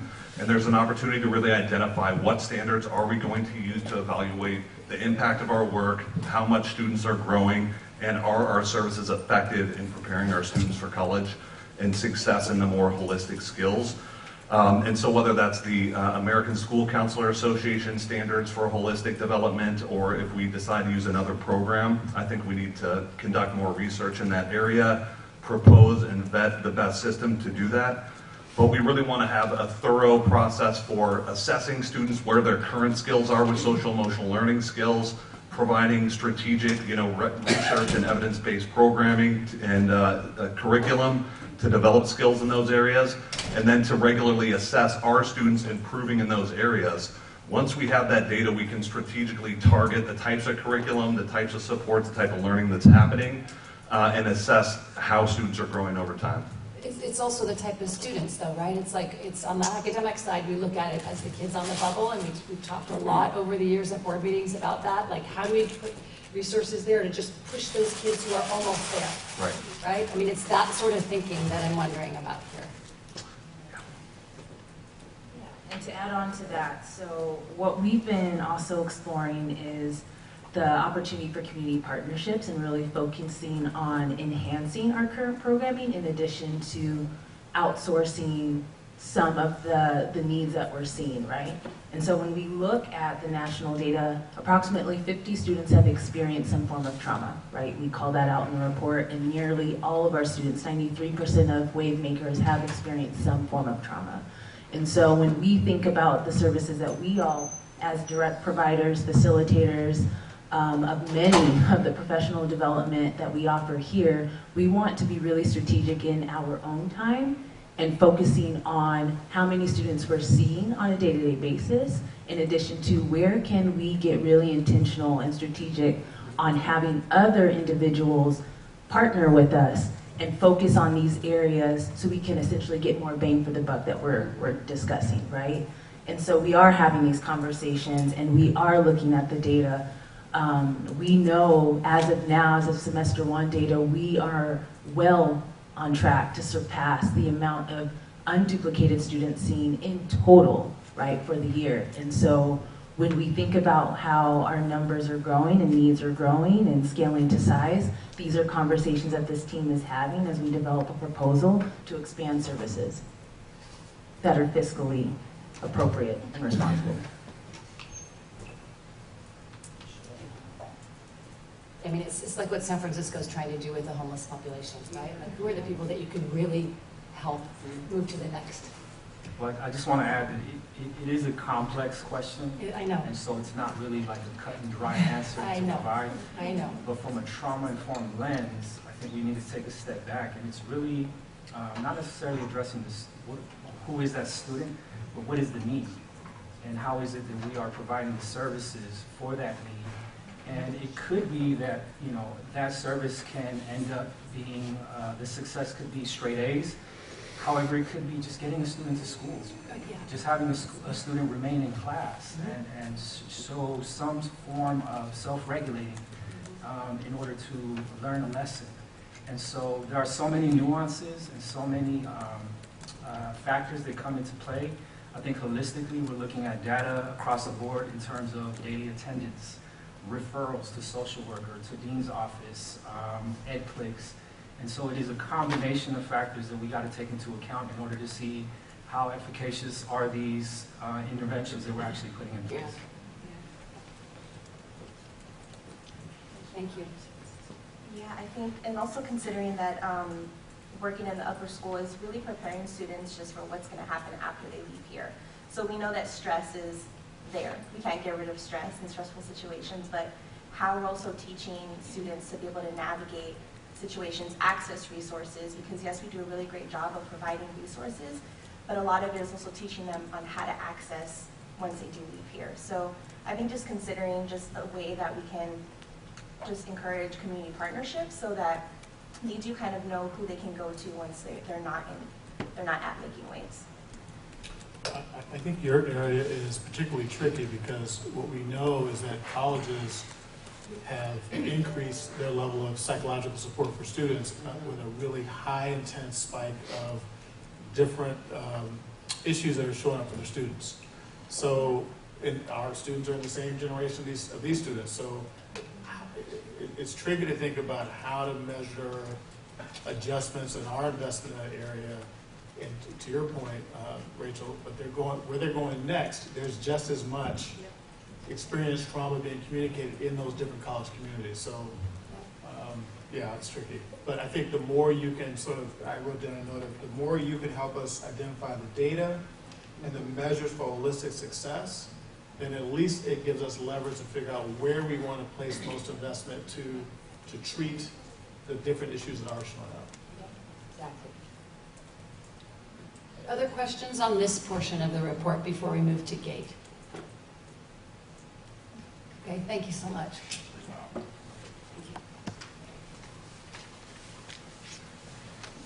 Okay, board members have questions for the GATE component of the written report.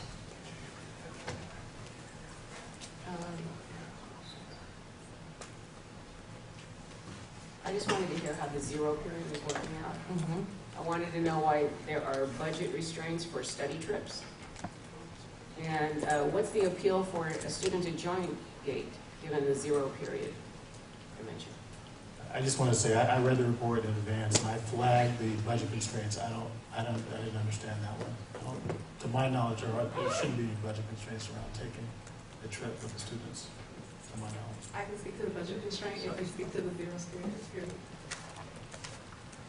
Sure, okay, thank you. My name is Caitlin Shelburne, Director of Curriculum and Instruction for the middle school, and I work with Ms. Lay, who's the GATE coordinator. An update on zero period. Our 8th grade program we're building out to make it more robust. And just context around the reason why we have GATE and the zero period in the first place is because many of our GATE identified students are also EL and are in Algebra 1 as well. And those all happen during our DTI period.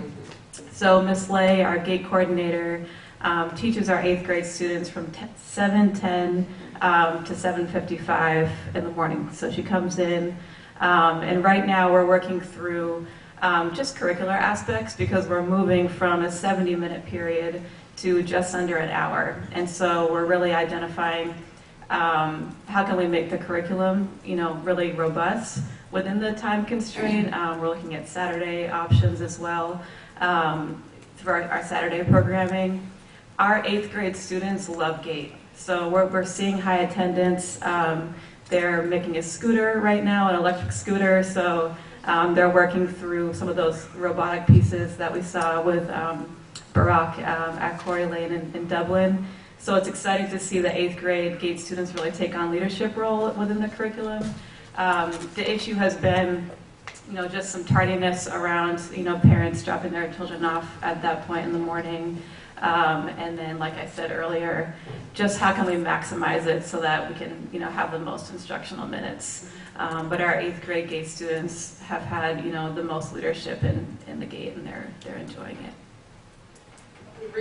Thank you, Ms. Shelburne. Regarding the budgetary constraint, last year, as you all know, we reset our GATE program a couple years ago. Last year, GATE had their first study trip, and that trip was budgeted. This year, they are budgeted for one trip as well, but there are more that they want to take, which was outside of this year's study trip budget. So next year, they're budgeting better for the bigger program and for what they would like to do. So there is a constraint this year because it is not budgeted. I just think if you have to come here by 7 o'clock in the morning, you should be able to Go take on a an field extra trip. Well, the other side of that is our GATE is piloting our Close Up to Washington, D.C. program, and so there is a very large trip that they will be That is very exciting. When is that happening? At March or April. Yes. So I have a question about that. I'm glad that you bring that up. So the foundation is going to cover that as they did with the college visit trip on the upper school side last year. And they understand that these are 2 pilots, and that in the future the school will figure out what happens on a regular basis. But I brought that there as a request before I understood this, which is that the entire GATE curriculum is STEM focused. It would seem. That's cool. Right? And so I think it's fine that the GATE curriculum is STEM focused if that's what the student interest level is. I'm just not sure curricularly how that matches up with a trip to, a government and history trip to Washington, D.C. The programmatic connection for choosing GATE students to pilot is the 8th grade participation, and 8th grade is U.S. history, government history program. Right, no, I know it's across 8th grade, but then why just the GATE kids? It's not connected to GATE. Yes, it's the pilot. It's the The pilot. amount of kids Okay. and are doing a trip outside of the state for the first time. Those are the decision kids was we're piloting. GATE, and they're in 8th grade, so it matches their cross curriculum. Okay, so in the future, though, if we did a close-up trip, it would not be limited 8th grade just to situated. GATE? Okay, Yeah. all right, thank you, that's. I love it that you can get away with anything when you call it a pilot. I know. Soft launch. Soft launch. Soft launch. Okay, are there other questions on this portion of the report? Lila and Jess, or anybody else? Okay, now we move to the AP and honors section. I just want to say, this is one of the most well-written subsection reports we have ever had. I mean, this was just an outstanding report, so. And then some of the results in it are really astounding. I mean, this 90% of single-year seniors have taken at least one AP course, and you don't see that in a school with a profile like ours. So really excellent work, excellent trends. I see that there's some explanation about the fact that a lot of our students are not passing the tests. I just do want to underscore that I understand and know that the value of AP classes is the academic rigor the students are experiencing through the course of the year, and only a small portion is whether or not they pass the AP test at the end. And I want to ask Esther to comment about that because she has much more experience there than I do. I see that we have this current policy of no opt-out, and that we're revisiting that. There are some things where the opting out is, my own children took AP Spanish and they knew there was no possibility they would ever pass the test, and so they opted out, right? So there are some things like that. The question I wanted to ask is, even if they don't pass, is there a sort of test-taking practice value in them taking the AP test? No, but I think it's an accountability measure from my lens. Right. And it's a real financial thing for the families. If you pass some of these tests, you get college credit. Right. Which means you can graduate on time and you can stay in college less time to have to pay for school. No, yeah, I think it's good, yeah. When I look at these, and I appreciate the transparency of sharing the data, what I'm concerned about is the percentage of people getting the class, which suggests not much effort. Because if you study the class the whole year, I'm just not sure that the kids, that's connected to their abilities to perform. Have they practiced the test? It made me wonder, have they practiced taking the test? Because if you pass the class, it would seem that you should be able to get.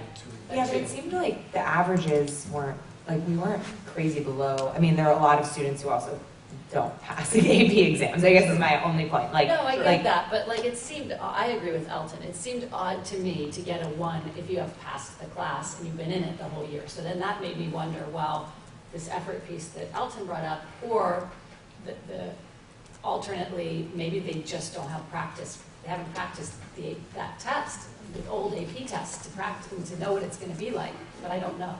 Right. My name is Michelle Chan. I'm the Academic Advising Coordinator. So just to answer your question about is there practice for the AP exams, I know that we partner with our teachers that teach the AP courses, and yes, there are a lot of AP test practices.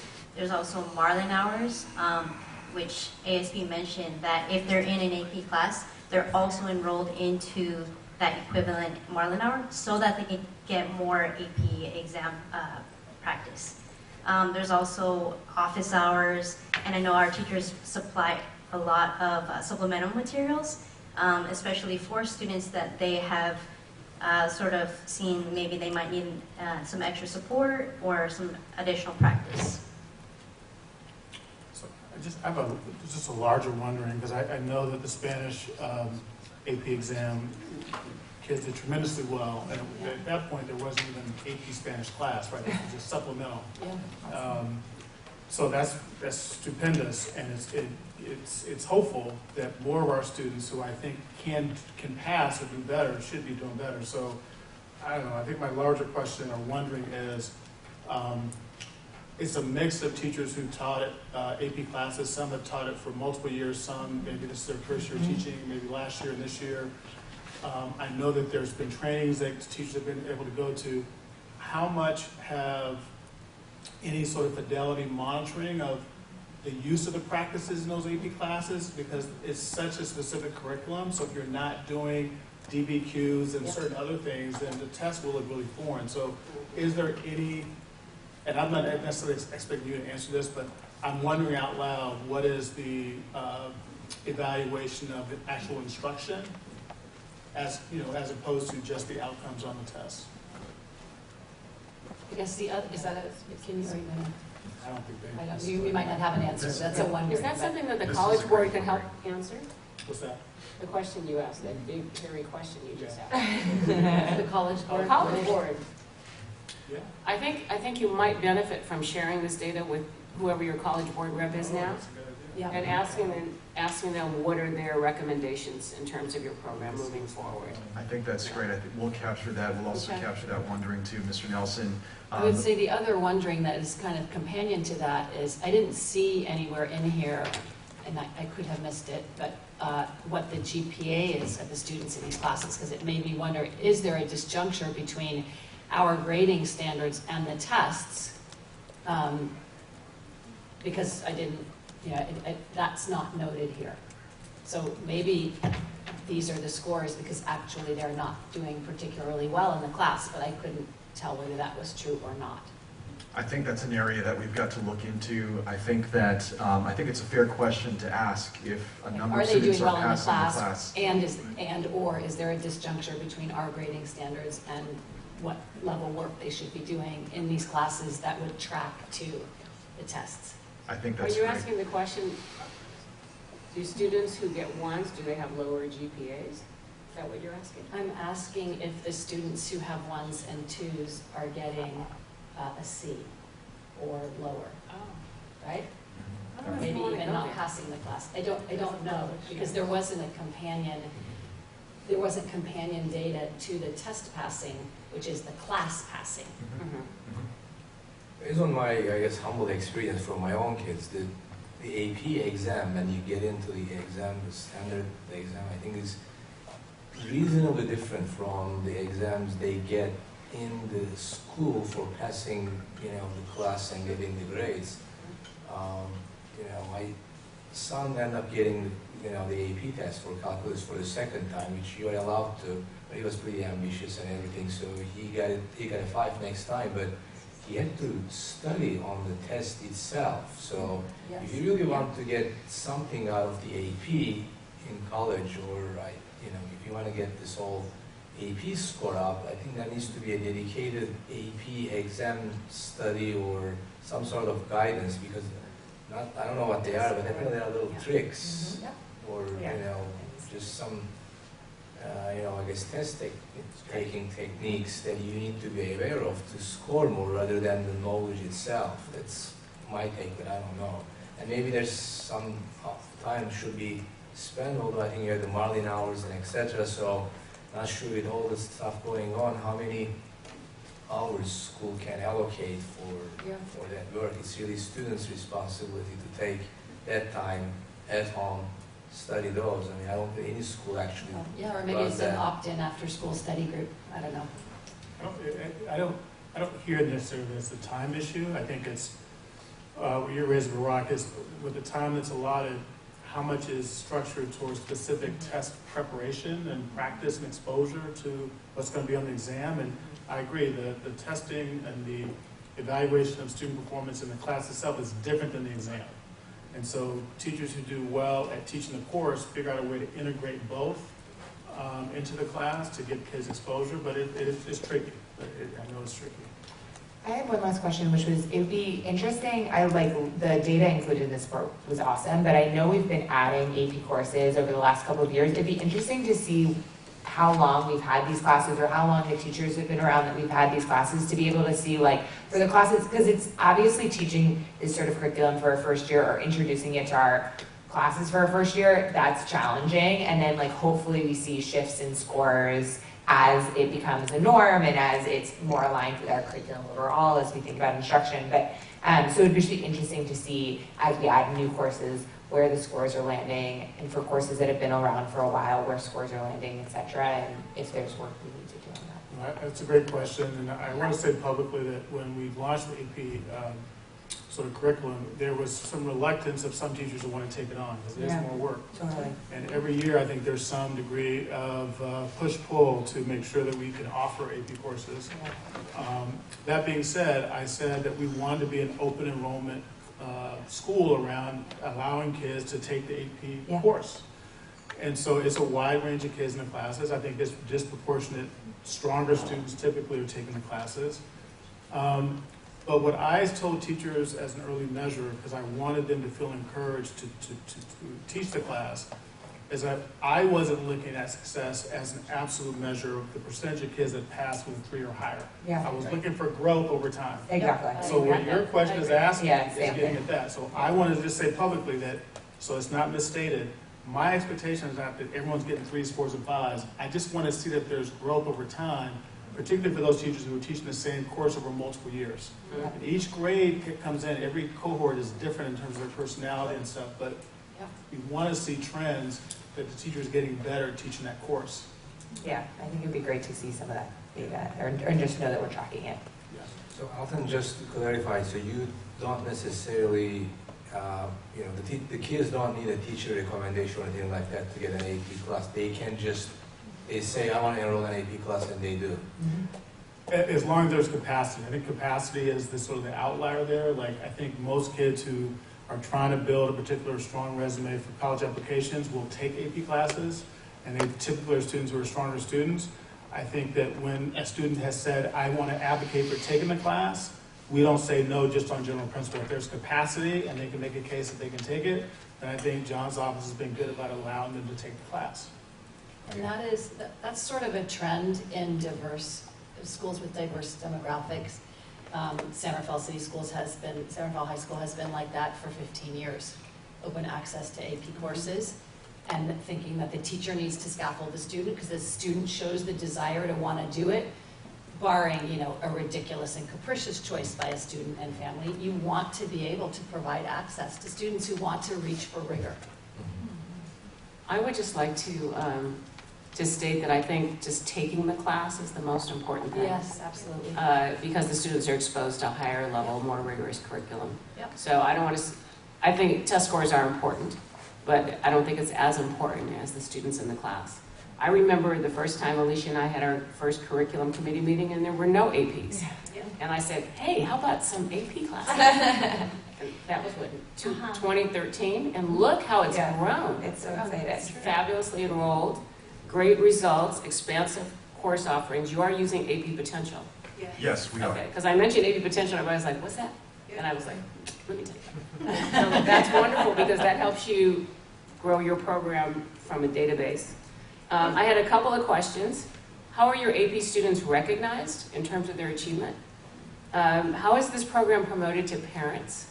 Because it's going to need a lot of parent support at home to get the studying done. And here's the other question that I always ask. How is this scaffolded through the middle school? Which I understand is going to be like an out-of-date question soon. But how are students prepared for this so that there's a longer off-ramp, on-ramp for that? These are great questions. I'll speak to how our AP scholars are recognized at the end of the year. We host an end-of-year rally. We have a cheer tunnel made up of our faculty and staff. We celebrate our AP scholars at the end of the year. In terms of our alignment with the middle school, in years past we have used the AP Potential tool to identify current 8th graders who may potentially score well in a potential AP Computer Science Principles course, which is meant to be an introductory AP course should we decide to go through that route. We also ensure that we notify students and families of our AP and CTE offerings, both to middle school and to upper school families in multiple settings, including parent meetings, but also our school site council meetings as well, also AIS as well. I had a question regarding the limits of AP class students. Are they recognized that the student is capable of taking 3 AP classes or less? It's 2? I think my daughter. It depends on the student. So what, your daughter's taking 3, then it's 3. Or do you limit it? And my concern is being capable of completing successfully those 3 AP classes. This is a great question. I'll answer it from 2 different angles. So at the Academy, we currently do not limit the number of AP courses that students can take at once. We do identify those students who are taking multiple AP courses and make sure that we set correct expectations for the type of commitment to be successful in those courses. From a UC perspective, they cap the number of honors points they award to students for AP and honors courses. For sophomores, there's a cap of up to 4 honors and AP points. So from that perspective, taking more than 2 AP courses as a sophomore will virtually have no impact on the weighted GPA when UCs calculate for admissions. The larger thing too that I'll just bring into this space is that independent schools are moving away from even wanting to offer AP courses.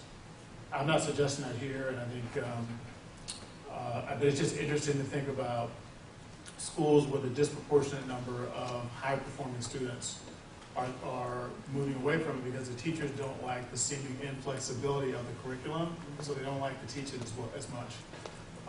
I don't agree with that for us and many public schools. I think having these courses allows colleges to see that we have students who desire and are capable of doing college level work, and so I applaud that even with the data, you guys continue to try to find ways to promote and keep these classes open for students. All right, any other questions on this section? Just a comment, I'll probably talk about it more at our curriculum committee meeting in April, which is As a million years ago, when I was AP coordinator at a public school, Esther from Westchester High School, it was a fight to introduce AP biology because it had just come out. That's how long ago it was. And the way we did it was we took the year-long curriculum and we broke it down into 2 years. Yeah. So we started offering in the 9th grade half of the curriculum, the other half was offered in the 10th grade. Yeah. And then the students took the exam in the 10th grade and we had really good results. Because the AP biology textbook is can be tough to access. Dense. It's dense, right? And so if you slow it down and stretch it out over 2 years, and it's still 2 years of lab science from the, AQG perspective. That's very interesting. Yes, Esther from Westchester is still really full of good ideas. Trying to get around it. So let's pilot it. Let's pilot it. Call it a pilot, you can get away with it. Yeah. Okay, Lila and Jess, any questions on this report? Yay. This is it. Nope, sounds like no. Okay, so we're running ahead of schedule, which is good, but we've been at it for quite a while. So we're gonna just take a quick restroom and stretch break, 5 minutes. Okay? 5 minutes. And this is Q&A on the CEO written report. Quite a bit of it was covered in the setup, but So one comment I'll make is it's a question too for the board. I formatted this so that it fit the school's format of the report. The only thing I didn't do is the what, so what, now what. If people would like that and if you'd like some consistency in that, then I can frame it that way moving forward. I'm personally fine with however you do it.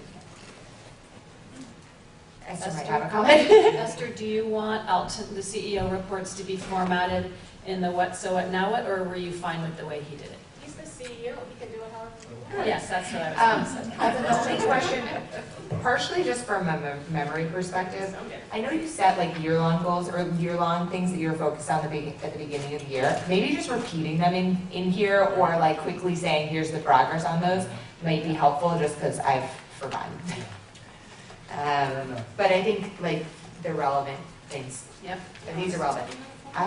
I have a comment on the long-range financial planning. Yeah. Yes. Which makes sense. I'm really excited that with the new CFO that we're doing this work.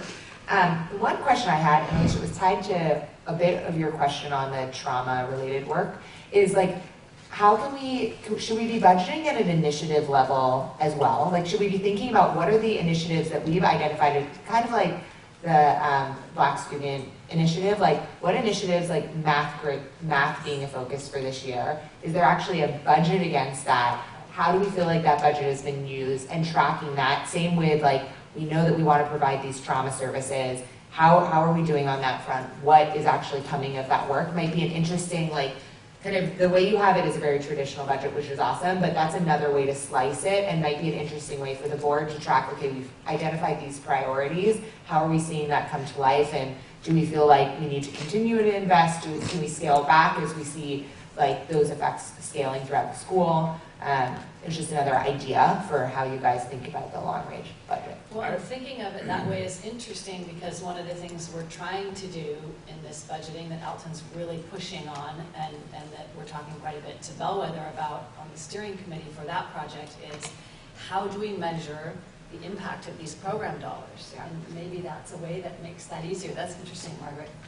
So I think what I would say is I think we could probably create some initiative or programmatic budgets. I think they become a little bit, there's just a little bit of extra effort required probably because some of them are integrated with staff, materials and different things. They're pulling from different budgets a little elsewhere. And I think given the discussion we've had at the steering committee so far with this Bellwether engagement, trying to figure out how to assess the return on investment and the to help us prioritize what we're going to continue to invest in at what level, it would be helpful to sort of pull those pieces out and look at the whole picture. Yeah.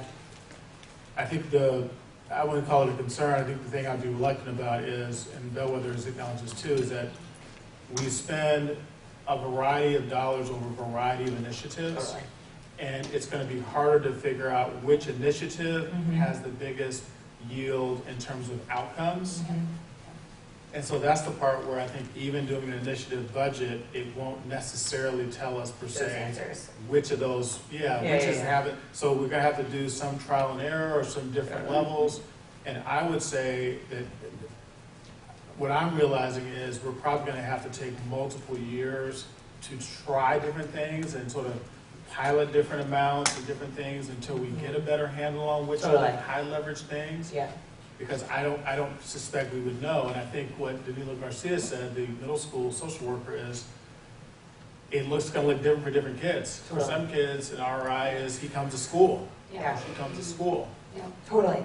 No, and I think, but my only point is maybe by tracking some of the dollars from an initiative perspective, it helps us like do some of the test and learn. And by no means like will we have an answer in a year, but by actually like segmenting some of those line items and just keeping track of it, it'll be part of a process on continuing to reflect on those budgets. And instead of just thinking about like number of staff, number of X program dollars, like thinking about these different initiatives and how they should grow or whatever in the future. Be impactful. Okay, other questions on this report? I just had a comment. I thought, I came to one of the listening groups earlier this year, and I thought that what our CEO identified as the challenges were definitely reflected in the comments from the faculty and staff. Yes. So I thought you were right on target. I just thought, good job. Okay. Next is the finance report. Do we have any questions on the finance report?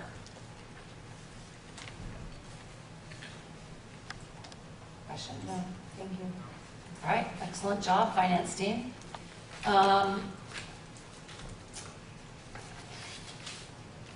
Okay, now we come to the committee and advisory committee updates. So, we don't have a curriculum WASC or, except, We have Jess? a report here. Yes, we're coming to that, but we don't have an advisory committee report. It looks like we have a diversity, equity, and inclusion advisory committee report. Jess, are you going to walk us through that? Yes, I will walk us through, but I'll please, of course, chime in, especially in the room, if there's questions that I missed. Okay. Cool. Liz, do you mind forwarding? She wants to know if you So this can is just answer a slides. reminder of what we had shared. Oh, yep, sorry, was there a question? No, go ahead. Okay. So this is just a reminder of kind of the roadmap that the team has set out. And so by February, the goal was really to have the analysis complete so we could move into taking pre-implementation, kind of setting up the work streams, having identified what are the areas we want to focus on, and thinking about who's going to actually do what work. And then obviously it's over summer and into next year, really implementing the changes.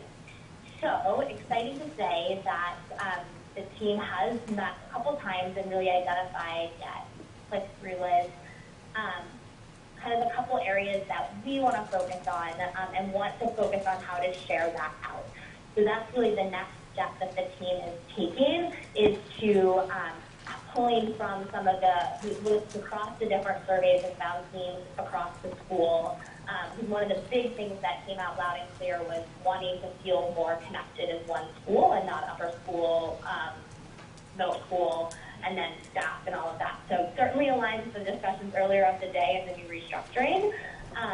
And the key areas with that that we really wanted to focus on are trust, inclusion, and conflict.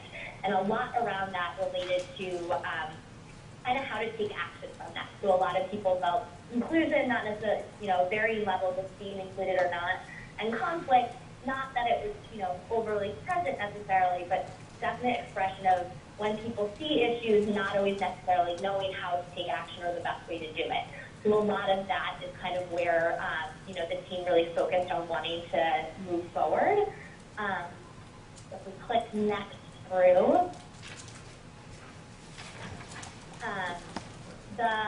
so just a couple steps. So the next, we're meeting as a DEI group, I believe, in 2 weeks now to really nail down, including with, I think, some PD opportunities, how is this getting shared with the rest of the school and with everyone to then really be able to drive to an action plan? Because right now it's really just been our DE&I group looking at the data and analyzing it, but recognizing we obviously want to get more people involved in that, but wanted to try to boil the ocean a little bit before just doing it on to everyone.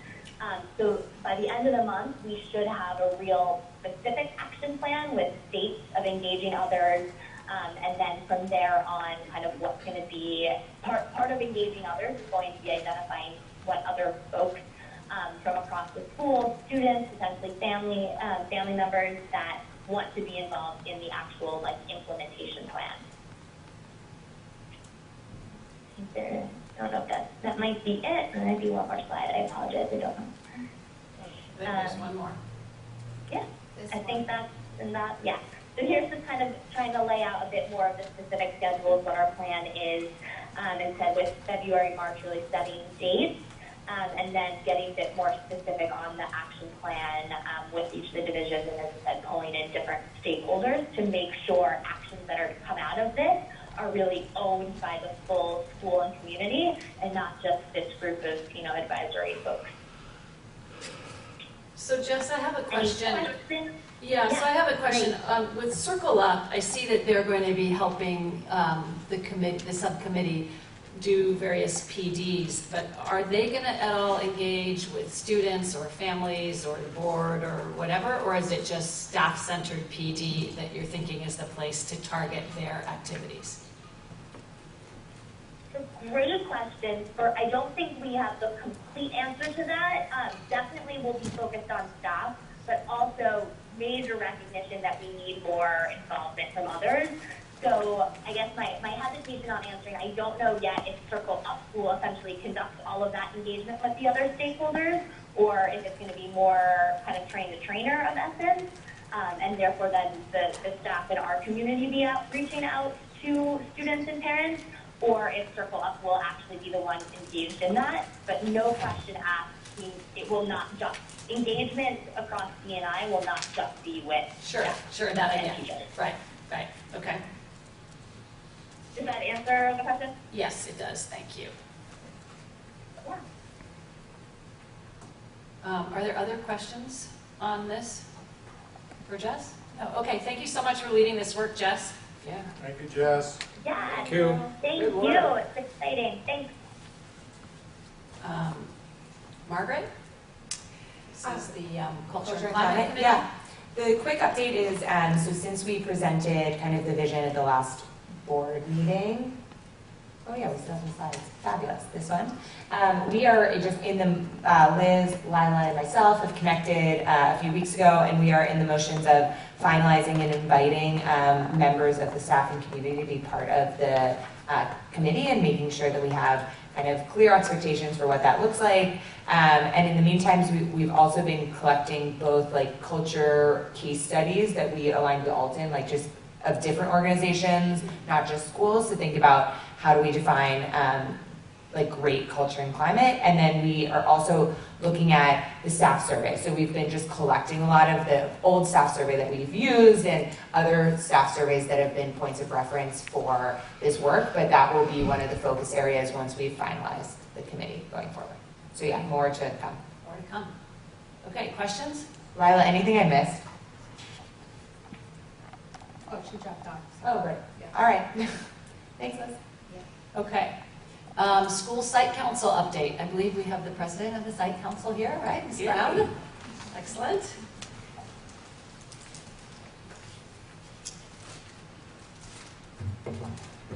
Good afternoon, President Klein and members of the board. My name is Khadijah Brown, and I have the honor, or I've had the honor, of serving on the School Site Council for 4 years, and the past 2 years of those as my current role as the president. So I'm here just to give a really quick update about our last School Site Council meeting that was held on Thursday, January 23rd.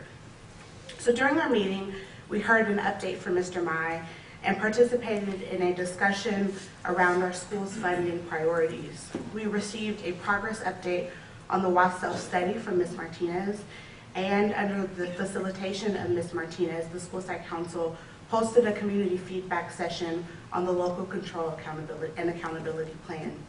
So during this session, stakeholders comprised of faculty, staff, families, and students were familiarized with the history and the purpose of LCAP, and we did a deep dive and an interactive dive into our own LCAP content, which included our school's goals, measurable outcomes, and actions. During the session, stakeholders were broken up into small heterogeneous work groups where we were tasked with evaluating our current standing and meeting our MWA LCAP goals. Finally, we engaged in a start, stop, and continue activity that allowed us to give anonymous feedback on what we would like to see MWA start doing, stop doing, and continue doing. And I'm sure it's probably already agendized for a later date, but I wanted to share some of the feedback that was captured. Oh, and we had a whole, we received Yeah, I got shared. all of the start, stop, and continue data in our written report. Perfect. Yeah. So would you like for me to continue with my highlights? Sure, yes. Yeah, okay. I would sure So- love to hear your highlights. I just wanted to make sure you knew that we had seen it. Awesome, thank you. Stakeholders would like for MWA to start providing foreign language opportunities in the middle school, start allocating more funding for CTE pathways, start retaining teachers at a higher rate, and start developing a comprehensive social, emotional learning curriculum.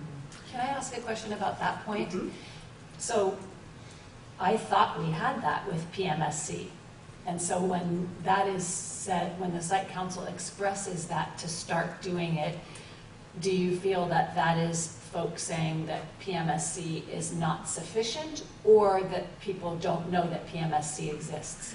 I think what it is, people definitely know that PMSC exists. I think people just have to, or I think some stakeholders just have to realize that PMSC is the social emotional learning curriculum that has been adopted. I see, okay.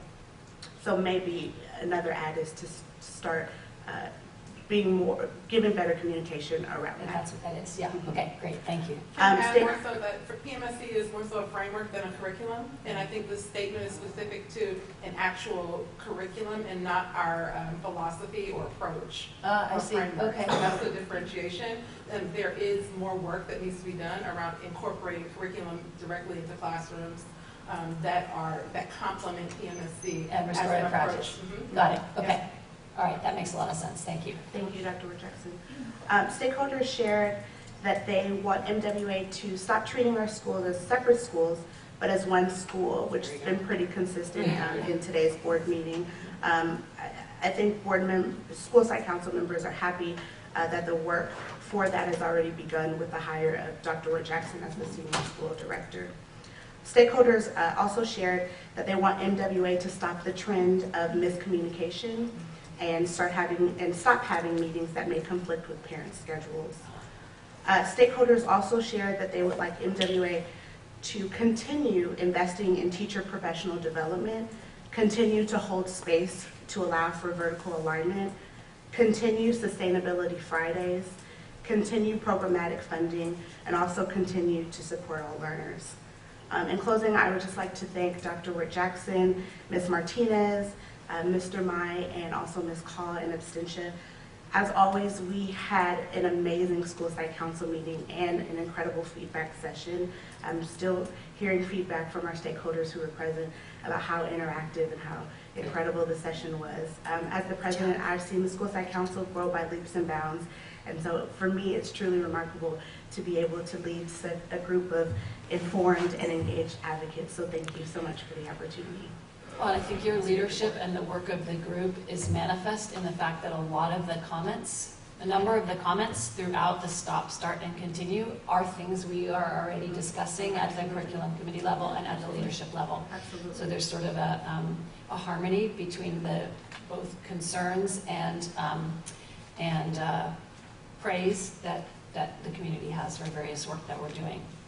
I had a couple of comments on things people said that I wasn't sure what they meant, and maybe you can ask that. So somebody said, stop taking out our AR pints or resetting them. Didn't know what that meant. Capital AR. So AR stands for the Accelerator Program, and I think what they were supposed to say is taking out our AR points and resetting them. So in addition to the feedback groups, we have in addition to the groups, we had students who are also a part of I this. didn't know what AR was. Okay, accelerated reader points. That makes sense. Accelerated Okay. reader points or resetting them. I'm not sure about the part to take out the points, and maybe Ms. Shelburne, who's still here, but accelerated reader points are adjusted based off students' reading goals. So if they meet one reading goal, they'll have higher AR goal points that they have to reach. So. And I just hope that you will bring back to the site council. I noticed there are a number of comments from students about, either from students or parents or maybe teachers, but that revolve around the student experience in course selection. And I just I hope that you can communicate to the site council that we hear that, and we'll bring that up with leadership at the curriculum committee meeting. Absolutely. Right? Things about choices, and are they just put into a class because it isn't full, and just different sort of things from the student experience, and we'll ask questions about that then. In addition, during the school site council meeting, we hold space for updates for committees that would like to come and present to the school site council, especially if there are a lot of questions or concerns from the council or from stakeholders who come during public comment.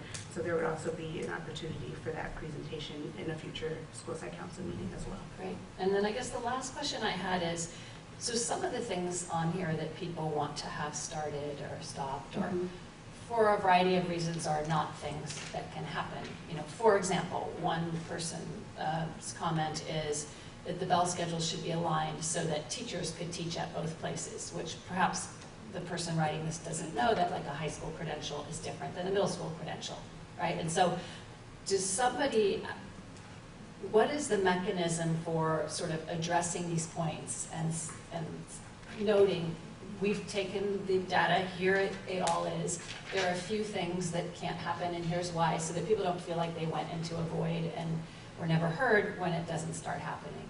I'll answer part of that, and then I'm going to defer to Dr. Ward Jackson. Some of these challenges or concerns also come up in our school site council meetings during the good of the order, and that's an opportunity for Dr. Ward Jackson, who is the advisor to the school site council, to answer or demystify some of these concerns. Okay, that makes sense. I'd only add specifically that I was a part of the group that brought up what you're mentioning, and there are teachers in that group who have both credentials and who are able and would love an opportunity to teach across the spectrum of our school. Okay. And so questions. So it was a very specific It was very comment relevant and with somebody very who knew what they were specific. talking about. Yes. Okay, all right, that was just one example. All right, great. Thank you. No, yeah, you go ahead. I have general questions. Where do these items go? Are they actionable? I needed more information on many of them. But what happens to them? I mean, it's really good to get this feedback, and it certainly does support the idea of one academy. I like the idea of LCAP in 2 meetings. That was a good idea, and I believe that was one of our public comments today. I thought that was an excellent idea. I mean, there's a lot of things I was like, yes, yes, no online classes, Spanish classes in middle school. Break down the LCAP into 2 meetings because it's so complex and so long. I mean, there were some really good things, but I don't know, where does it go? Who's responsible for this? Does this come to us? Does it go to Dr. Ward Jackson? Ms. Martinez can answer that. She's the one who facilitates. So part of the information that people were working from for the activity was were the actual measurable outcomes in the LCAP. Okay. So they were responding directly to what's already incorporated in our LCAP, and I mean most of them. So then that feedback gets taken into account when we update our current LCAP for the upcoming year. And this year we're in the middle of a transition to combining that with the WASP, with our action plan. I know. That's exactly what my eyes did when I was combining it. So it's also taking this feedback into account when we finalize that plan at the end of the year and take it back to the site council for them to say, okay, here's where our feedback was incorporated or not. And we can have that discussion at that point with them directly. All right. Okay, great. Thanks. Well, thank you so much. It makes such a difference to have you come and do this. Yes, thank you. That was a good report. Next time we'll try to be more respectful of your time because maybe you can't sit here all day. Just let you know exactly when you can come. I really appreciate having you here. It makes a big difference for us to hear directly from you. So Yeah, thank you. Thank you for the opportunity. Okay. sort of our general concerns and the some of the concerns we heard from parents around teacher vacancies and whatnot. The board had asked, and Margaret articulated in a really good way a desire to have just a quick update on recruiting. And Lisa Dodson, who is the director of talent, is at Spelman College recruiting. So Alton is going to give us an update on this.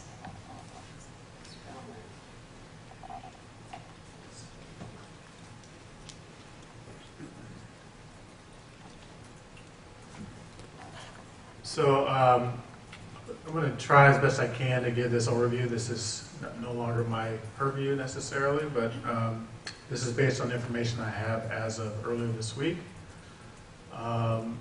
I want to start, so I'm going to sort of talk about the current staffing vacancies, context of the vacancies as I understand it, a survey we administered a few weeks ago, and follow up to that survey, and approaches that we use for recruitment.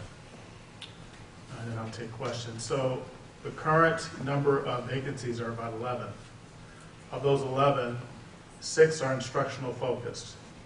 Of those 6, 3 are core classes, looks like all in the upper school.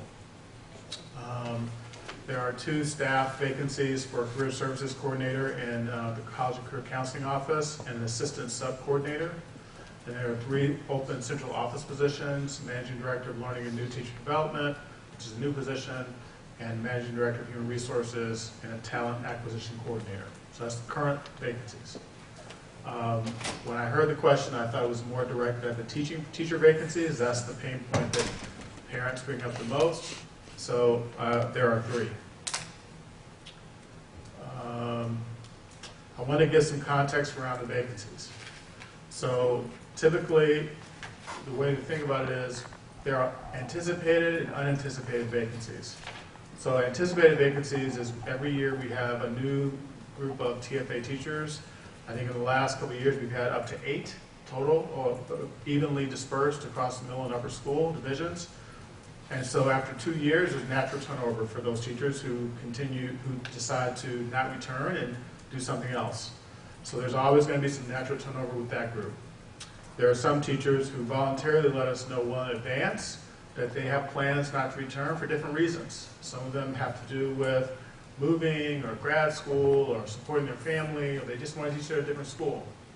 And that's great when they tell us in advance. That's we would count that as anticipated. Some faculty or staff are put on performance improvement plans, and they may be asked not to return at the end of the year. Those are anticipated.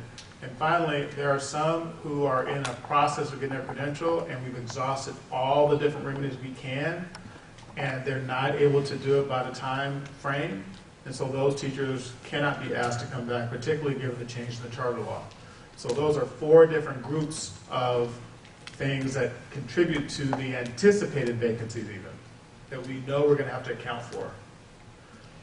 And typically when these leads happen, we can't talk about it. And so part of what I think, my opinion is, that's contributed to a lot of the frustration by both existing teachers and staff, as well as parents, is that they get one side from the teacher that's leaving that frames their leave a particular way, and we never can respond. So we only get one side of the information. And the existing teachers and parents don't know, does that teacher not coming back for performance? Did they want to leave? Were there issues with their credential? Were they just done with their TFA commitment? They don't communicate those things, those teachers who leave necessarily, and so it just creates a lot of ambiguity and a lot of frustration. For this current year, we actually went into the year, starting in the summer, maybe I should say that more accurately, in June, where the talent team had actually eliminated the gap and there were no vacancies for teaching positions. So going into the summer, we had 0 teaching vacancies. And then unanticipated vacancies occurred where we had 2 returning teachers give us their resignation in the summer. We had another teacher who resigned due to health issues within the first quarter of the school. We had another returning teacher resign in October to support a family member with a serious illness. So when we get notices in the summer, it is very difficult to find an adequate replacement who meets our criteria and who's fully credentialed. So to recap, we had all faculty positions were filled in June, and by the fall, early fall, we had 4 vacancies, and those were definitely felt. The additional piece that people are, attributing the sustainability issue in the sense of trying to do a lot to cover for these vacancies is that some people are out on leave for different reasons. We've had a high number of leaves for deaths in people's family, health issues, and so it feels thinner at times. The other issue is this is the first year of it being a fully built, 6-building campus. So that's being felt in a really different way. So all those things are contributing to a lot of angst around these vacancies, of which there are few, but they're felt, but their vacancies are felt pretty strongly. We administer a survey every year around this time to ask teachers who are all staff who's planning to return. So we did that a couple weeks ago. As of yesterday, about 87% of existing staff had indicated whether they were going to stay, if they were on the fence, or they were not planning to return. So it allows us to be more proactive in trying to figure out what our staffing needs are for the next year, as well as try to address any maybes. And there are a few. Because these are confidential conversations, I don't want to give a number, and I don't want to give specific names, so people are speculating, but what I can tell you is that it's a small handful of people who at this point have told us they do not plan to return. Now what happens sometimes, I will just tell you anecdotally too, is that Dr. Ward Jackson or DCIs might hear these other teachers are also planning to not return, but they haven't told us yet. They have concerns, or they have frustrations, or they're thinking about being in another school, but they haven't indicated in any formal way that they do not plan to return. They've told us that they are planning to return. So that's also a discrepancy we're trying to account for. So lastly, or not lastly, but the next thing I asked Dr. Ward Jackson to do after getting this information from the surveys is to communicate with the staff who said they are returning and celebrate that, to really acknowledge that commitment, and to really make sure we understand, we talk to the people in the maybe category to see if there's anything we can do to support their decision to stay. We want people who want to stay here to stay. Right. Thirdly, we're looking at, is there a way to confirm the people who are not returning sooner? So again, we know for sure, and we can start making plans around a communication plan or a staffing plan to act on those vacancies sooner. We act on it anyways, but it'd be nicer to have some formality to it so that, for example, a person could submit a letter of resignation, that's active at the end of the year. But we know now in February, so it's all tied up, and we can talk about a communication plan for those staff members. So approaches for recruitment. So we started in January. Really, the recruitment team is recruiting all year round. They were trying to fill vacancies, I think, for the current year, all the way up through January. And at some point, I told them, at this point, it's just not high probability, so you should really be focusing on filling next year's roles, and we'll just deal with what we have for this year. So what they've done is, for every teaching position, they create pools, so that even if people, let's say all the math teachers at Makeovers Academy say they're returning, we still build a math pool, regardless. Like a pipeline. Yes.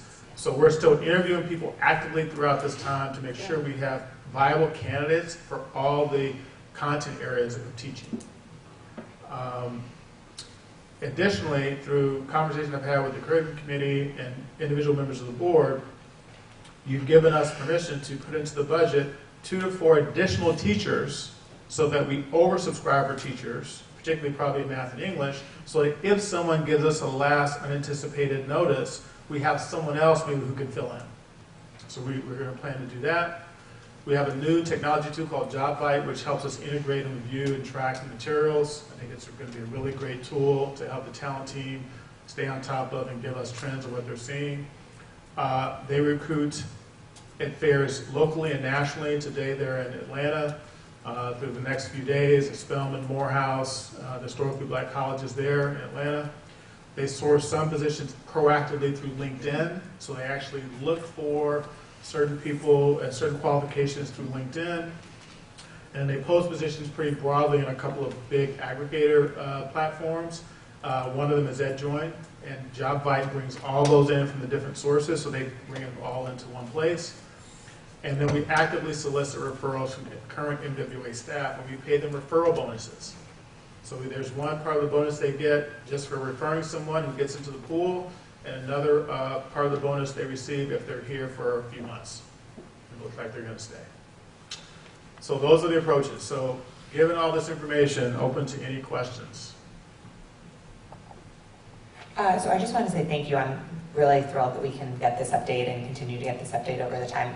One question that I just had in terms of approaches, or when I think about our talent, and I know one of the strategies that we've deployed is the residency. Yes. And so is like with scaling the residency, I know that takes up time and talent internally as well. So it's not like a one-off decision. It impacts the resources that we already have in place. But would scaling that help solve some of this, where we already have basically, like we're expanding, it sounds like, to have a couple of extra teachers in the budget so that we can do this? Would scaling the residency help fill some of those gaps as well, so that when we're experiencing some of these last minute changes in our staffing, we can be prepared to have people on staff who know the Making Waves community and are kind of already tied to our instructional model and could succeed in those roles?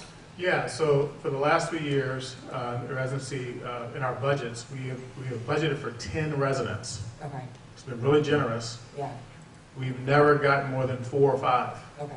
I think the total right now, in terms of the current class of residents and the people who've gone through the program, we've had a total of maybe 7 or 8. Okay. And so part of what that tells me is, well, there's 2 things. One mitigating factor is, can we find enough qualified people who meet our expectations for the program? Secondly, do we have enough mentor teachers to assign them? So that has been an issue in the past, because some of those same strong teachers have been used for the new teacher induction program, which is a requirement by the state.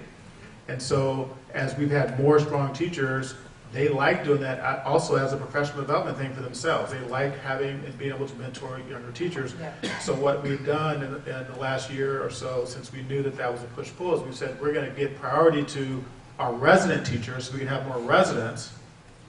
And some of the resident teachers some of the mentor teachers have been okay with maybe taking on 2 residents if they needed to, or a resident and a new teacher induction program mentee.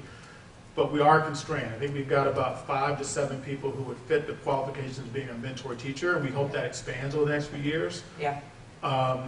We're budgeting 5 for this upcoming budget cycle. If we found 7, I think we go back to the finance team, or we just within our own, we would shuffle things around to accept them. Yeah. So the issue is not the number, it's can we get the right people. The last barrier I'll share briefly, because it's important, is with the new change in the laws around having to have your credential. We have had residents in the past, and even some of our people who've been interns, who are not able to pass the tests to get their credential, right? So you have to pass content-specific tests, and some of it is just around test taking. We know it's not necessarily around content. And so we've taken people in, and we've learned a lot through the residency program, and so we're moving away from taking people that fit the qualifications but are showing that they can't pass some of these initial tests, because we're investing in them, and then they can't really start in the classroom because they can't pass this last barrier. So those are the barriers around the residency program, but if we can find good people, I don't think there's a barrier around the capacity to take on more. And we can figure that out. I think there's the general barrier statewide of teaching being a tough profession to enter. Yeah, that was. We know we're taking up our, last year we approved to do the salary increases, half last year and half this coming year. And we have the COLA stipend, but still, when you compare it in the Bay Area to what people can make in other professions, it's hard. So it's not like there are people clamoring to become teachers. We have so many choices of people. It's very hard. It's going to be hard for a lot of years. Yeah, no. So we're just going to have to be really, going to have to work really hard to find the people that are a match for us, as Alton says. That was gonna be my next question, which is like, are we just feeling like there are not a ton of people that are even interested in teaching in the Bay Area? Are we finding that we have people who come through and they have competing offers, and sometimes we're losing out to another school system or another job? Is it the salary that really may hinder? Are we often like giving offers and not getting people to return? Or are we just not getting that many people who are the right fit for our organization? Because I know we have incredibly high standards for what we expect out of our teachers and what we want to be able to achieve with our students. It's a combination of, I think, of a lot of things. I think there's some small percentage of people who are interested, who may have friends who work here or friends who have worked here, and they hear about the uneven and sometimes what they would probably deem dysfunctional and unhealthy culture, staff culture in some pockets. So that's not encouraging to go to some place where you already know that there's some reputation around that. So I think that's some small percentage I would acknowledge that may play into it. But most consistently, it's people who mean well, who really want it, who say they really want to teach here, but they don't really have either the mindset or they don't even have just the basic skills to work with kids. And so we're really encouraged through the interview process. We have a multi-step process to try to weed out and try to identify the best fit traits. And then, we even use students to assess certain teachers or prospective teachers, and they know immediately who can sort of fit in, who can't, like who's going to hold them accountable and who's going to be too loose. Yeah. And what we find is every time we've tried to fill roles, because we're just anxious about not having a live body in front of those kids, and it's someone we don't feel 100% good about, it bites us in other ways. They're not good colleagues with their other teachers. There's gaps that they leave for discipline, which sends more kids to the dean's office. Like, there's all these ripple effects. So it is a smaller pool. It is a more competitive pool. I think there's things we can do to strengthen our culture, which will make it attractive to want to come here and be excited about being here. I think the residency program has a lot of promise. It's just not at enough of a scale yet where we know it's making a difference, but we're just not there yet. Right. Thank you so much. Okay. Everybody's working hard to solve this issue. That's clear. Definitely. Okay, we're moving to the action items section now. So Jess, each time I'm going to refer to you so we can be sure we hear your voice, okay? Great. Sounds good. Okay. That's really hard. It's really hard. You'll have one public comment for action item C. Action item C. So we'll call it. Okay. All right. Board minutes. We have a motion to approve the minutes from the December board meeting. I do. Brock moves. Do I have a second? Second. Esther seconds. All in favor? Aye. Aye. Esther? Aye. Aye. Okay, great. Great. Thanks, Jess. All right. I didn't notice any minutes for committees or advisory committees, so now I'm moving on to C, and we have a public comment. Yes, from Petronila Fernandez.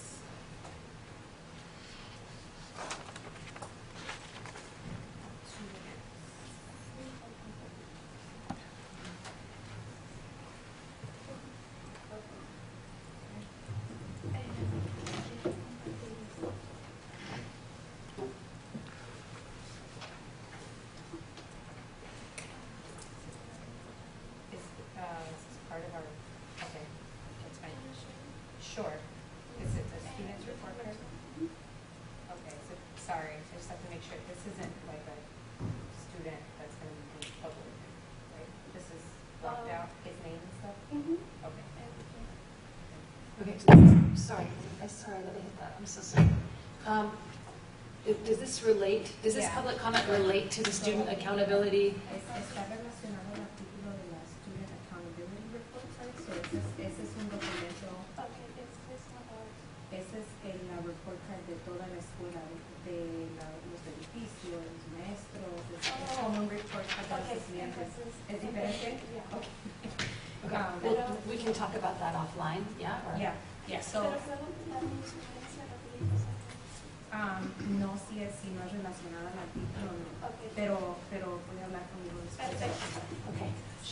I just want the record to reflect, she mistook the item for student report card versus the school accountability report card. But we clarified and we'll Talk offline. Okay, Perfect, thank you. Okay, I had a couple of questions. So if you go to page 2 and 3 of 15 for the school accountability report card, the data doesn't really match up between the narrative and the chart. So in the 3rd paragraph, it talks about 77% of students qualify for free and reduced lunch, and in the chart it says 86.1. So we just need to figure out that disparity. Ms. Velarde is here. Do you want to come up and speak to that? You have to come up to the mic though. Yes. Thank you.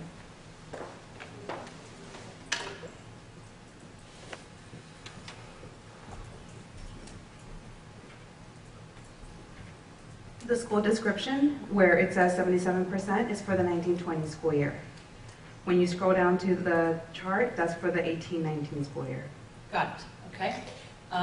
Another question on the chart above that chart on page 3, it shows that there are 167 students in grade 6 for 18-19, and I just wonder about that because we said that we were going to backfill off the waiting list. And so why do we have 167 students and not 168? Generally, the data comes as of census date, which is the first Wednesday of October. So if we had 167 students, that means that on that date, we hadn't enrolled 168 So students you yet. filled it afterward. Exactly. Okay. And then on the next page, page 4, in the chart around teacher misassignments and vacant teacher positions, misassignment of teachers of English language learners, 8 in this year. What does that mean? What does it mean, misassignment of teachers of English language learners, and that there are 8 of them? I think basically it comes down to they don't have a CLAD to teach English learners. Okay. And we remediate that how? Do we have them in CLAD credentialing courses, or? I can speak to that. They apply for what's called an emergency CLAD through the Contra Costa County Office of Education. Okay. And ultimately, we have to pass the test. Okay. All right.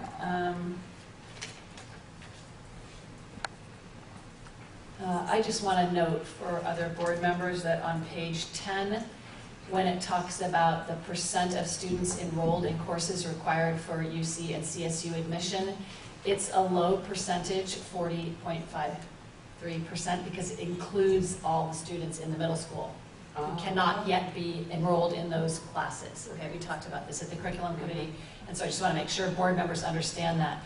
Because we are... I was going to say that that's one of the complications of being the whole school. On school. That's how we're treated. Okay, that's how we're treated, yeah. So, and in fact, this percentage is probably going to go down over time as the middle school is bigger, you know, and the upper school still remains smaller, right? So I just want people to not freak out about that.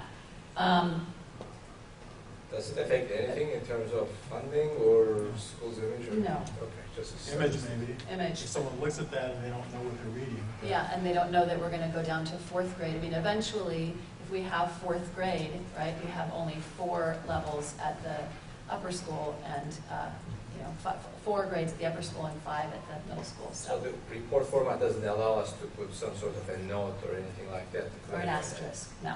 Not on the official form that we submit to the CDE. We do have an option of uploading this instead, and we could then add our own asterisk. I don't know if they'll read it, but we can. No, I think we should definitely just asterisk it if we're able to, and if they read it, they read it. If they don't, they don't.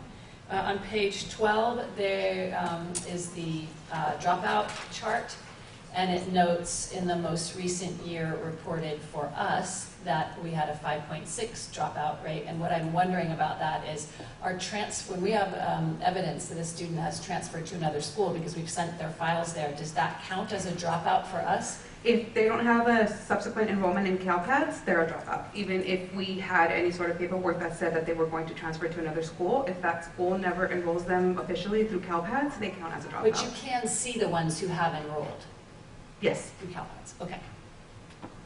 And then I'm assuming the graduation rate excludes the ones who graduate in August. If it's for the 4-year cohort rate, yes. Okay. On the next page, page 13, in the student support services portion, it leaves the psychologist portion blank, even though we have such a robust and large contract with the Frugers and their clinicians. So I'm a little bit troubled by that.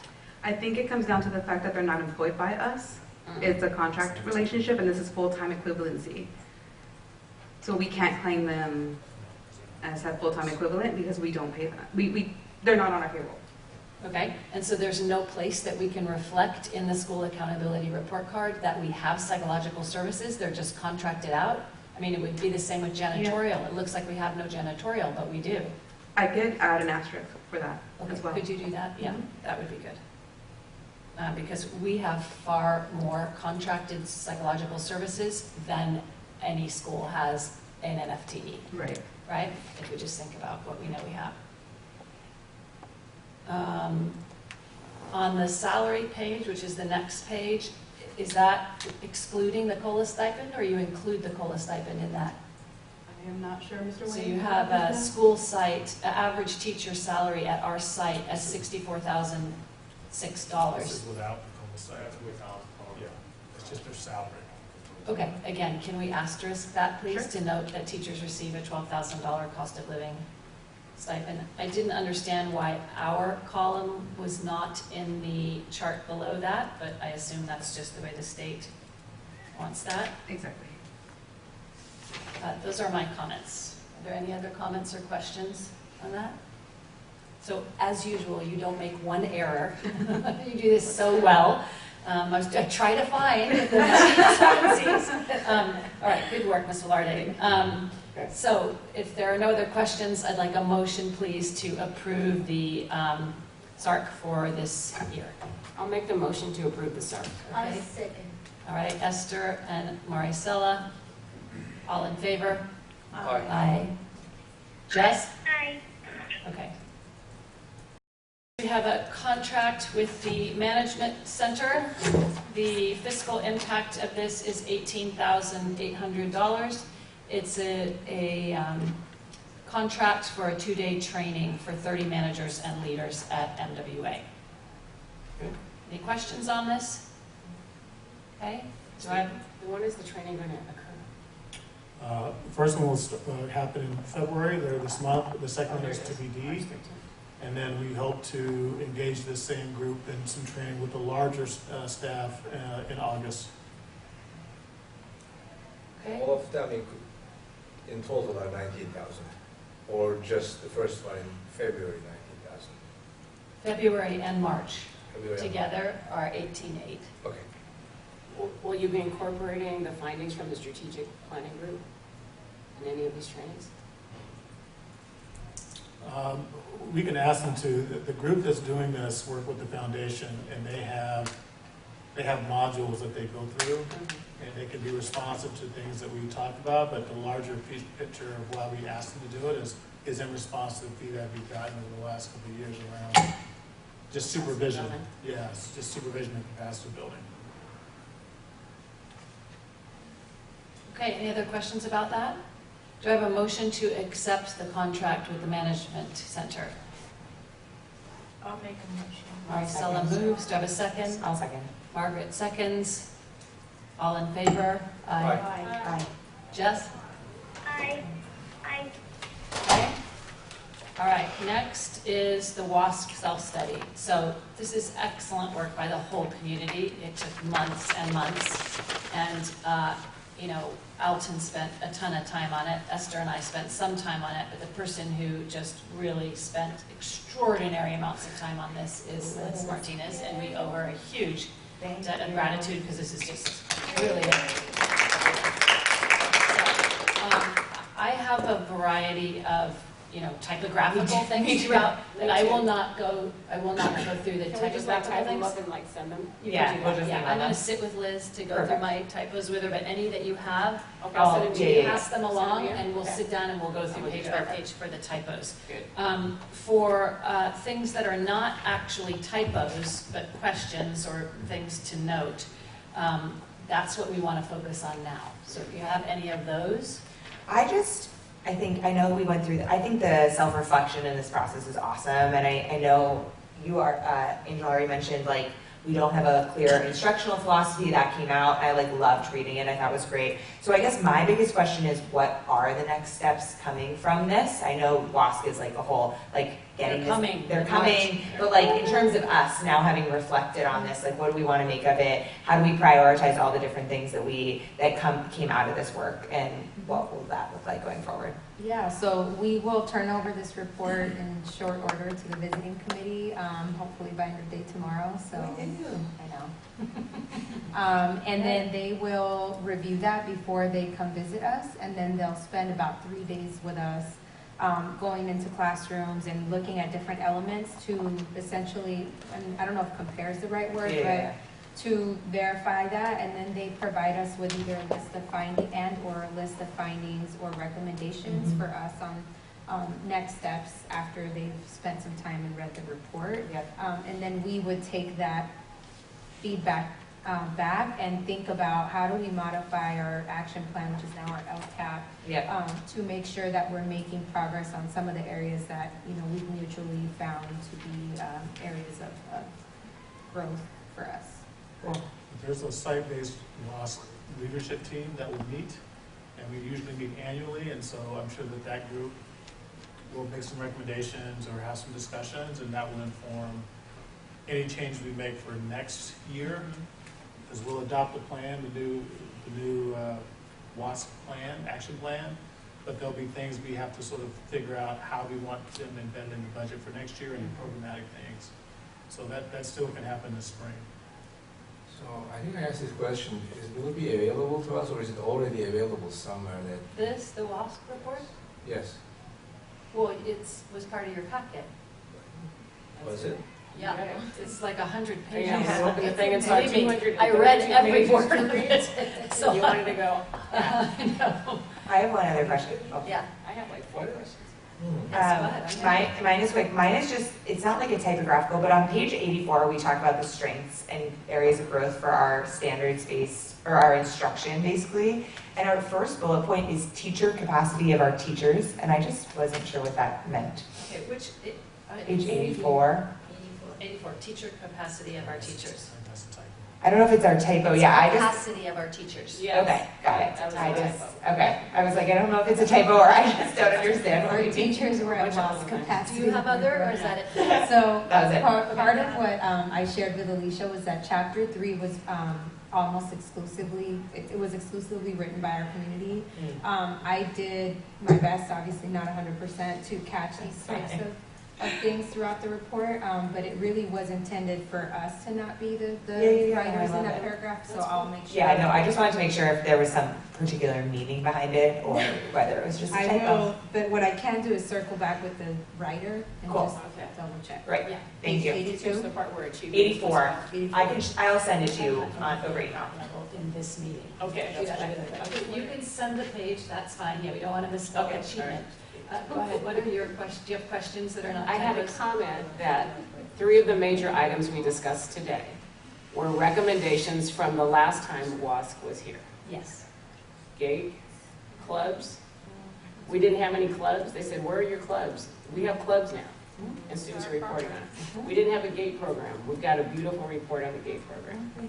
We didn't have CTE. They said, where's your CTE? We've got students who've already gone through that program. But I didn't see in this report, I'm getting to the question, I didn't see in this report, this is what you told us to do and this is how we've done it. Is there a place that does that? What we actually do, what we send in advance to the chair is our previous self-study, so they look at that. So they have to as figure well. that out on their own? We don't I want to think we say should be proactively? really- I think we should be clear Hey, about. you told us to do told this, you told us that these were things we Yeah, were maybe missing. there's like a We have cover all of sheet. them now. We have 17 clubs.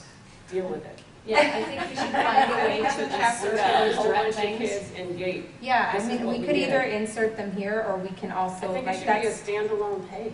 well, that's Well, also it's part part of, Esther, it's formatted in a rigid way, and you're not allowed to have your standalone. Yeah, page. they So we'll told pass us- out a flyer at the meeting. they told us with the self-study, our trainer that we worked with, told us to give them what they ask in the different prompts, nothing more, nothing less, right? So really stick to that with the self-study itself, but however, The when they opening are on narrative. site, that is something that when we work on the agenda, we make sure that, they're able to, for example, visit, with Ms. Macho to get more of a sense of the Okay. clubs. I just have to say, We I didn't have any understand, AP. but We I got a disagree. lot of AP. I understand that point, but I disagree in that chapter 1 in the progress report, the first section says significant developments. And we list them. And amongst what we list is not,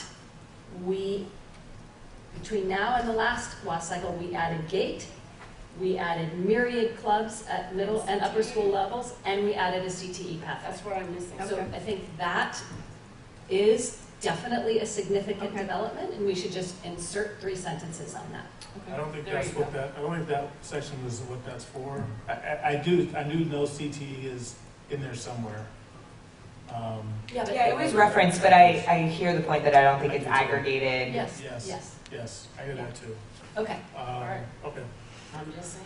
Yeah. all right, so we're moving along here. The other place you can do that too is the welcome dinner Yeah. is where you can frame For sure, what we're our going to. experiences are to Yes. make sure we state that up front. Yeah, for sure we're going to do that.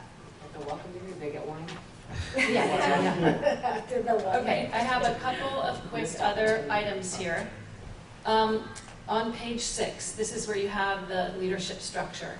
And it's a little confusing because it's this hybrid of our new thing with Dr. Ward Jackson, but it's still listing these division levels as vacant. I know it doesn't look Even good. though before December, Dr. Ward Jackson was the middle school director, and we didn't even have senior school director there. So to me, that was a little confusing, but I guess you just decided this was the best way to do it. No, This Seems is like we should meant to maybe be pull out for, that line. this is meant to be for this last 1920 school year. Even though Dr. Ward Jackson was not in that position, that we did have that We did have position to hire. open. Okay, got it. So we can move on. All right, on page 18, where it tracks the chronological history and it notes 2007 to 2011, that we did these preferences for siblings and students attending Title I schools. I think it's a mistake not to note that later in that time period, we modified it to allow Title I students and not just Title I schools. What page is that? So this is page 18, down on the timeline. Uh-huh. And I'm not sure whether that happened in the 2007 to 2011. No, I think it happened in the 2011 to 2015 window, that the priority system was altered slightly to allow Title I students. Okay. That is a significant difference between those. So you're saying in between, because I see it in 2007, 2011, so maybe we can connect if that's something different. It says MWA students and students attending Title I schools. Yes, so there's a difference, okay? Okay, We used yeah. to be only students from Title I schools, and that's part of why our African-American community dropped so precipitously, because most African-Americans in West Contra Costa Unified are at schools that are not majority Title I, so they were not preferenced. And when the state began to allow, KIPP was one of the charter schools that really pushed to have the state look at Title I standing per student, for student's family, and not just for the school because of this situation. Once the state changed that, Alton pushed us to move to have the county approve a change to our charter to say Title I students, not Title I schools. On page 21, again, the stats listed here about our population are not the same as either of the stats in the SARC. So let's just make sure. So we now have 3 sets of stats. I understand the difference between the 2, as Ms. Velarde said, but I just want to make sure about that. There was also something about the AP listing. There were missing classes. I'll send you those. Okay. On page 23, In the summer programming, it says nothing about the other students who go to summer school in the middle school, and we had a whole board presentation about it. The only thing we have is 5th grade. So anything about other students going to summer school in the middle school isn't there. So I think we need one sentence. Because we had tier 3 kids, right, and that's missing. We don't do that anymore. We did, This we last had summer full we did. summer school Yeah. and we had summer splash. Yeah. We had both programs going. Yeah. It was Okay, just a so smaller that's page population. 23, Liz.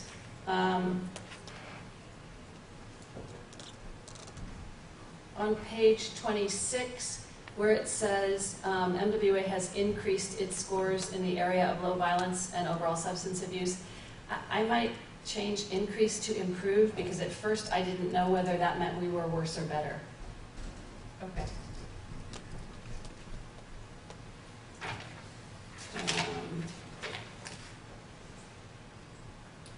On page 32, this is in the section where we have all of the charts showing the school climate metrics, and then the student learner needs, and then we have the test score on the dashboard, and then all of a sudden there's this paragraph about important focus group questions, but we don't know what focus group, who was being asked this, what this was.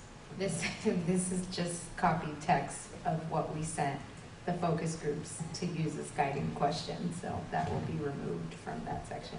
Oh, okay, got it. That's why I didn't understand. Okay.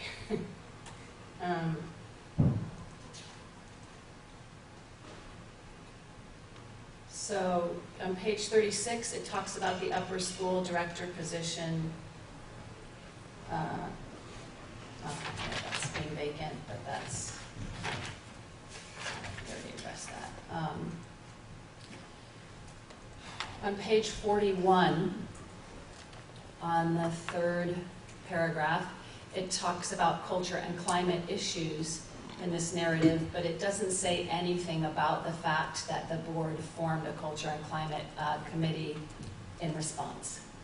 So it would seem like saying that that had happened would be important, but maybe this is in one of the sections that came up from the groups. And Yes, and the timing probably is why it didn't come up, because they were working on this prior to like November. Yeah. Okay.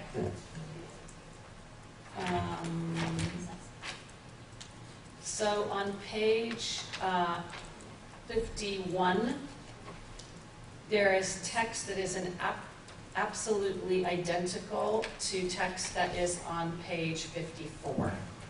So just note that for yourself. It's the same paragraphs being repeated. From SCC meetings occur through the next paragraph about the boards being responsive. It's the same thing in it as on another page.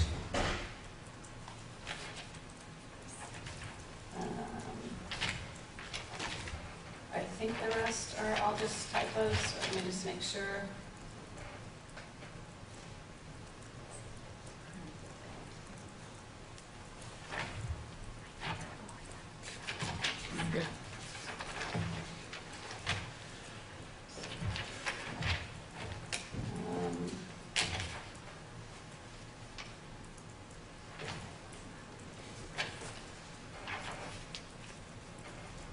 Yeah, I think that's it.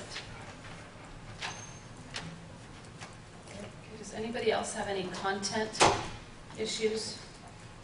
And then I'll sit with Liz on the other ones, on like typos and cleaning up stuff. Nope. Jess, do you have anything? She just dropped off at 2. Oh, at 2, sorry. Okay. All right. So with those things that we addressed and saying that we're going to go through and clean it up, any other comments about this? No. Okay. Do I have a motion to approve the, besides thank you, Liz. Do I have a motion to approve the self-study? I do. Barack moves. Do I have a second? I'll second. Go ahead. Maricela seconds. All in favor? Aye. Okay, on the consent agenda, we have a renewal of the job bite contract. Do I have a motion to approve? I'll motion. Margaret I'll second. moves. Esther seconds. All in favor? Aye.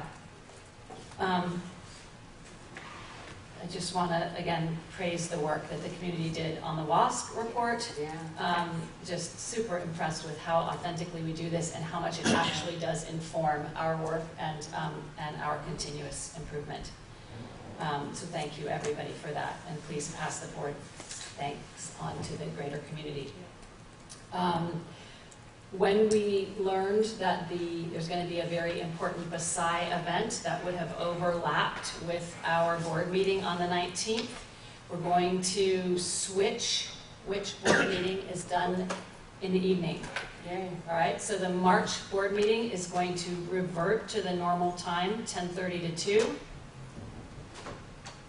And the May board meeting is going to be the one in the evening from 4 to 7:30. Okay.